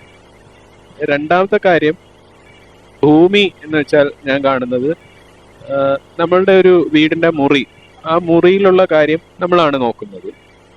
അവിടെ മാലിന്യം ഉണ്ടോ, എന്തൊക്കെ കാര്യം ചെയ്യണം എന്നുള്ളത്. അതുപോലെ പ്രപഞ്ചത്തെ നമ്മളൊരു വലിയ വീടായി കാണുന്ന സമയത്ത് അതിലൊരു ചെറിയ മുറി മാത്രമാണല്ലോ ഭൂമി. അപ്പോൾ ഭൂമിയുടെ എൻട്രോപ്പി നിയന്ത്രിക്കുന്നതിൽ അതിന് എത്ര ഊർജം, കടലിലെ വെള്ളം മുകളിലോട്ട് പോകാൻ വേണം എന്നുള്ളതുപോലെ ഇതേപോലെ ഒരു നിയമം നമുക്കും ബാധകമാണല്ലോ. അപ്പോൾ എൻട്രോപ്പി എന്ന് പറഞ്ഞിട്ട് പലപ്പോഴും നമ്മളിപ്പോൾ കുറേ ആൾക്കാരുണ്ട്, സയൻസിൻ്റെ ആൾക്കാർ, ഇവര് പറയുന്നത് ഇതിന് നമ്മൾക്കൊരു റോളുമില്ല, അത് പ്രപഞ്ചത്തിൽ അങ്ങനെയൊക്കെ നടക്കും, ചിലപ്പം കയോസ് ഉണ്ടാവും. ഇത് ശരിക്കും രണ്ടും രണ്ടല്ലേ എന്നാണ് എൻ്റെ ചോദ്യം. ഇത് വാസ്തവത്തിൽ നമുക്കതിൽ റോളുണ്ട്. ഈ എൻട്രോപ്പി ഉണ്ടാക്കുന്നതിലും ഇതിലും വലിയ റോളുണ്ട്. ഞാൻ ഈ പ്രപഞ്ചബോധം എന്ന് പറയുന്നതിലേക്ക് നമുക്കെത്താം. ഈ പ്രപഞ്ചബോധം എന്ന് പറയുന്നത് ഈ യൂണിവേഴ്സിനെ പറ്റിയിട്ടുള്ള കോസ്മിക് ലോസ് ഉണ്ട്, പ്രകൃതിയിലുള്ള ലോസാണ്. ആ യൂണിവേഴ്സിനെ, അതായത് പ്രപഞ്ചത്തെ നിലനിർത്തുന്ന കോസ്മിക് ലോസാണ് ശരിക്കും ഇതിനെ നിയന്ത്രിക്കുന്നത്. അതിന് ഒരു നിയന്ത്രണമുണ്ട്, കോസ്മിക് ലോസ്. അത് പ്രകൃതിയിലുള്ളതാണ്. ആ നിയമങ്ങൾക്ക് കേടുപാടുകൾ അല്ലെങ്കിൽ അതിൻ്റെ ബാലൻസുകൾ തെറ്റുമ്പോഴാണ് ഈ പ്രശ്നം വരുന്നത്. ഇത് ഭൂമിയെ സംബന്ധിച്ചിടത്തോളം ഞാൻ നേരത്തെ പറഞ്ഞ പോലെ ഒരു സെൽഫ് റെഗുലേഷൻ ഭൂമിക്കുണ്ട്. ഈ സെൽഫ് റെഗുലേഷൻ തെറ്റിക്കുമ്പോഴാണ് നമ്മൾ ഈ പ്രശ്നം ഉണ്ടാക്കുന്നത്. അപ്പം നമ്മളുണ്ടാക്കുന്ന കയോസാണ് കൂടുതൽ. അത് നമ്മളത്തെ ആദ്യത്തെ 5 വംശഹത്യകൾ അതൊക്കെ പ്രകൃതിയിൽ സംഭവിച്ചിട്ടുള്ളതാണ്. ഭൂമി തന്നെ ഉണ്ടായത് കോടാനുകോടി വർഷങ്ങളുടെ എന്താ പറയുക, ഈ സ്ഫോടനം, കയോസിൽ നിന്നൊക്കെ കൂടി ഉണ്ടായിട്ടുള്ള ഒരു സാധനമാണ് ഭൂമി ഉണ്ടായിട്ടുള്ളത്. ഈ ഭൂമി അങ്ങനെ കയോസിൽ നിന്ന് ഉണ്ടായി വന്നിട്ട് പിന്നെ ഒരു ബാലൻസ് ആയി, പിന്നെ മഞ്ഞുകാലം ഉണ്ടായി, വീണ്ടും അങ്ങനെ അതിവർഷം ഉണ്ടായി. അങ്ങനെയാണ് ഭൂമി ഒരു ജീവിക്കാൻ പറ്റുന്നൊരു സംഗതി ഉണ്ടായത്. ഇവിടെ നമ്മൾ തിരിച്ചറിയേണ്ടത് ഈ പ്രപഞ്ചബോധം എന്ന് എൻ്റെ ഒരു ഇൻഡ്യൂഷൻ, ഇതാരും പറഞ്ഞിട്ടുള്ളതല്ല. എനിക്കൊരു സംഗതി തോന്നിയിട്ടുള്ള വെച്ചാൽ, എൻ്റെ വായനകളിലൂടെ എനിക്ക് തോന്നിയിട്ടുള്ളതെന്ന് വെച്ചാൽ, ഇൻഡിക്ക പോലെയുള്ള പുസ്തകങ്ങൾ, ഞാൻ പ്രണയലാലിൻ്റെ ഗംഭീര പുസ്തകം, മലയാളി വായിക്കേണ്ട ഒരു പുസ്തകമാണ്. അതിനൊക്കെ മനസ്സിലായത് എന്താണെന്ന് വെച്ചാൽ, ഈ പ്രപഞ്ചം പൊട്ടിത്തെറിച്ച് ഉണ്ടായിട്ടുള്ള ഭൂമി പൊട്ടിത്തെറിച്ച് പല ഇതുകളായിട്ട് ഉണ്ടായിട്ടുള്ള ഭൂമിയുടെ പിന്നെ സ്വരൂപിച്ച് വരുമ്പോൾ ഉണ്ടാവുന്ന അജൈവ ഇനോർഗാനിക് പദാർത്ഥങ്ങളാണ് നമ്മുടെ ഭൂമിയിലിങ്ങനെ മണ്ണിൽ വീണ് പോയത്. ആ ഇനോർഗാനിക് പദാർത്ഥങ്ങളാണ് വെള്ളത്തിലും അവിടെയും ഇവിടെയും കിടന്ന് ഓർഗാനിക് പദാർത്ഥങ്ങളായിട്ട് ഏകജീവിയായിട്ട് അങ്ങനെ വന്നത്. അതിൻ്റെ എവല്യൂഷനിലാണ് മനുഷ്യൻ അവസാന ഭാഗത്തുണ്ട്. അപ്പം മനുഷ്യൻ്റെ തലച്ചോറ് എന്ന് പറയുന്നത് ഈ പ്രപഞ്ചത്തിൻ്റെ ഇനോർഗാനിക് പദാർത്ഥങ്ങളുടെ ഭാഗമാണെന്നുള്ളതാണ്. അതുകൊണ്ടാണ് മനുഷ്യനും പ്രപഞ്ചവും തമ്മിലുള്ളൊരു ബന്ധമുണ്ടെന്ന് ഞാൻ പറയുന്നത്. അതാണ് ഈ പ്രപഞ്ചബോധം ഞാൻ ഉദ്ദേശിച്ചത്. ആ പ്രപഞ്ചബോധം മലയാളിക്കും നമ്മളുടെ മനുഷ്യർക്ക്, പഴയ ആളുകൾക്ക് ഉണ്ടായിരുന്നു. ഞാനൊരു ഉദാഹരണം പറയാം. അത് അങ്ങനെ ഒരു അന്ധവിശ്വാസത്തിൻ്റെ പേരിലല്ല. ചില സമയത്ത് നമ്മളുടെ വീടുകളിൽ അക്കാലത്ത് ഭ്രാന്തായിട്ടുള്ള മാനസിക വിഭ്രാന്തിയായിട്ടുള്ള ഒരുപാട് പേരുണ്ടാവും. അപ്പം നമ്മൾ പറയും വാവായി, അല്ലെങ്കിൽ കറുത്തവാവായി കറുത്തവാവായി ഇത് കൂടൂട്ട ചങ്ങലക്കിടേണ്ട സമയം. എന്ത് പറയുന്നത് എന്തുകൊണ്ടാണ്? ആ തലച്ചോറിൻ്റെ ഉള്ളിലുണ്ടാകുന്ന മാറ്റങ്ങളാണ്, ഈ പ്രപഞ്ച ഇതായിട്ടുണ്ടാകുന്ന മാറ്റങ്ങളാണ് ഉണ്ടാകുന്നത്. ഇത് നമുക്ക് മനസ്സിലായാൽ മാത്രമേ നമുക്കിത് മനസ്സിലാവുള്ളൂ. അത് തെറ്റാണെന്നല്ല, ശരി, അത് ശാസ്ത്രീയമായിട്ട് ചെയ്തിട്ടുണ്ടോ എന്ന് എനിക്കറിയില്ല. പക്ഷെ നമ്മുടെ ആൾക്കാർ ഇങ്ങനെ പറയാറുണ്ട്. അതുകൊണ്ടാണ് അവർക്ക് ഞാറ്റുവേലയെ പറ്റി പറയാൻ പറ്റും. ഈ കാലാവസ്ഥ എപ്പോഴാണ് ഈ അത്തരം രീതിയിൽ നമ്മളോട് സംസാരിച്ചിട്ടുള്ള ഒരു പിഷാരടി മാത്രമേ ഉള്ളൂ. RP പിഷാരടി എന്ന് പറഞ്ഞിട്ട് ഒരു കാലാവസ്ഥ ഇതുണ്ടായിരുന്നു, വായിച്ചിട്ടുണ്ട്. അദ്ദേഹത്തിൻ്റെ പണ്ട് ഇല്ലസ്ട്രേറ്റഡ് വീക്കിലിൽ വന്നിട്ടുണ്ട്. അദ്ദേഹമാണ് ശരിക്കും ഈ നാട്ടറിവും ഇതും കൂടിയിട്ട് കാലാവസ്ഥ, അങ്ങേര് വളരെ മോഡേൺ ആയിട്ടുള്ള ആളാണ്. ഇത് രണ്ടും കൂടി യോജിപ്പിച്ചുകൊണ്ട് നമ്മളുടെ കൃഷിശാസ്ത്രജ്ഞന്മാർക്കോ ഇതൊന്നും അറിയില്ല. ഒരു ഉദാഹരണം കൂടി പറഞ്ഞു കഴിഞ്ഞാൽ, റിച്ചാരിയെ പോലെയുള്ള ഒരു മനുഷ്യൻ ഇന്ത്യയിൽ ജീവിച്ചിരുന്നു. ആ റിച്ചാരിയ എല്ലാവരും വേട്ടയാടിയിട്ടാണ്, പെരുമാൾ മുരുകൻ പോലെ സമൂഹം മുഴുവൻ വേട്ടയാടിയിട്ടാണ് അയാൾ മരിച്ചത്. അയാൾ ഡൽഹിയിലെ വീട്ടിൽ, വാടക വീട്ടിൽ താമസിക്കുമ്പോൾ അയാളുടെ വെള്ളം, വൈദ്യുതിയൊക്കെ കട്ട് ചെയ്ത് വരും. അയാളെ ചെയ്ത തെറ്റെന്താണെന്ന് വെച്ച് കഴിഞ്ഞാൽ, ഇന്ത്യയിലുണ്ടായിരുന്ന ആയിരക്കണക്കിന് നെൽവിത്തുകളെ അയാൾ സംരക്ഷിച്ചു. അത് ജൈവപ്ലാസം ഫിലിപ്പൈൻസിലേക്ക് പോകാൻ അനുവദിച്ചില്ല അയാൾ. ആ സമയത്ത് നമ്മൾ സ്വാമിനാഥനെ പോലെയുള്ള ആളുകളാണ് നമ്മൾ കൊണ്ടാടിയത്. പണ്ട് നമ്മൾ നെല്ലായിരുന്നു പാട്ടം കൊടുത്തിരുന്നത്. പിന്നീട് അത് കാഷായിട്ട് ഒരു നികുതി മേടിക്കാൻ തുടങ്ങി. ക്യാഷായിട്ട് ഭൂനികുതി, ഇതൊക്കെ പണ്ട് ഇതിലൊന്നും ഉണ്ടായിരുന്നില്ല, ഭൂനികുതി ഒന്നും ഉണ്ടായിരുന്നില്ല ഇന്ത്യയിൽ. ഇവർ വന്നതിന് ശേഷമാണ്, ഇവരുടെ യൂറോപ്യൻ സിസ്റ്റം കൊണ്ടുവന്നിട്ടാണ് ഈ നിയമങ്ങൾ മുഴുവൻ ഉണ്ടാക്കുന്നത്. ഈ ജുഡീഷ്യറി അടക്കം ഹിന്ദു സ്വരാജ് എന്ന് പറയുന്ന ഭൂമിയുടെ റെഗുലേഷൻ പോലെ, ഭൂമിക്കുള്ള സെൽഫ് റെഗുലേഷൻ പോലെ സെൽഫ് റൂള് മനുഷ്യർക്കുണ്ട് എന്നുള്ളതാണ് ആ പുസ്തകത്തിൻ്റെ അർത്ഥം. അതായത് ജഡ്ജിമാരായാലും വക്കീലന്മാരായാലും റെയിൽവേ ആണെങ്കിലും യന്ത്രങ്ങളാണ് മനുഷ്യനെ ഇന്ത്യക്കാർ നശിപ്പിച്ചതെന്നുള്ളതിൻ്റെ ഇതാണ് അത്.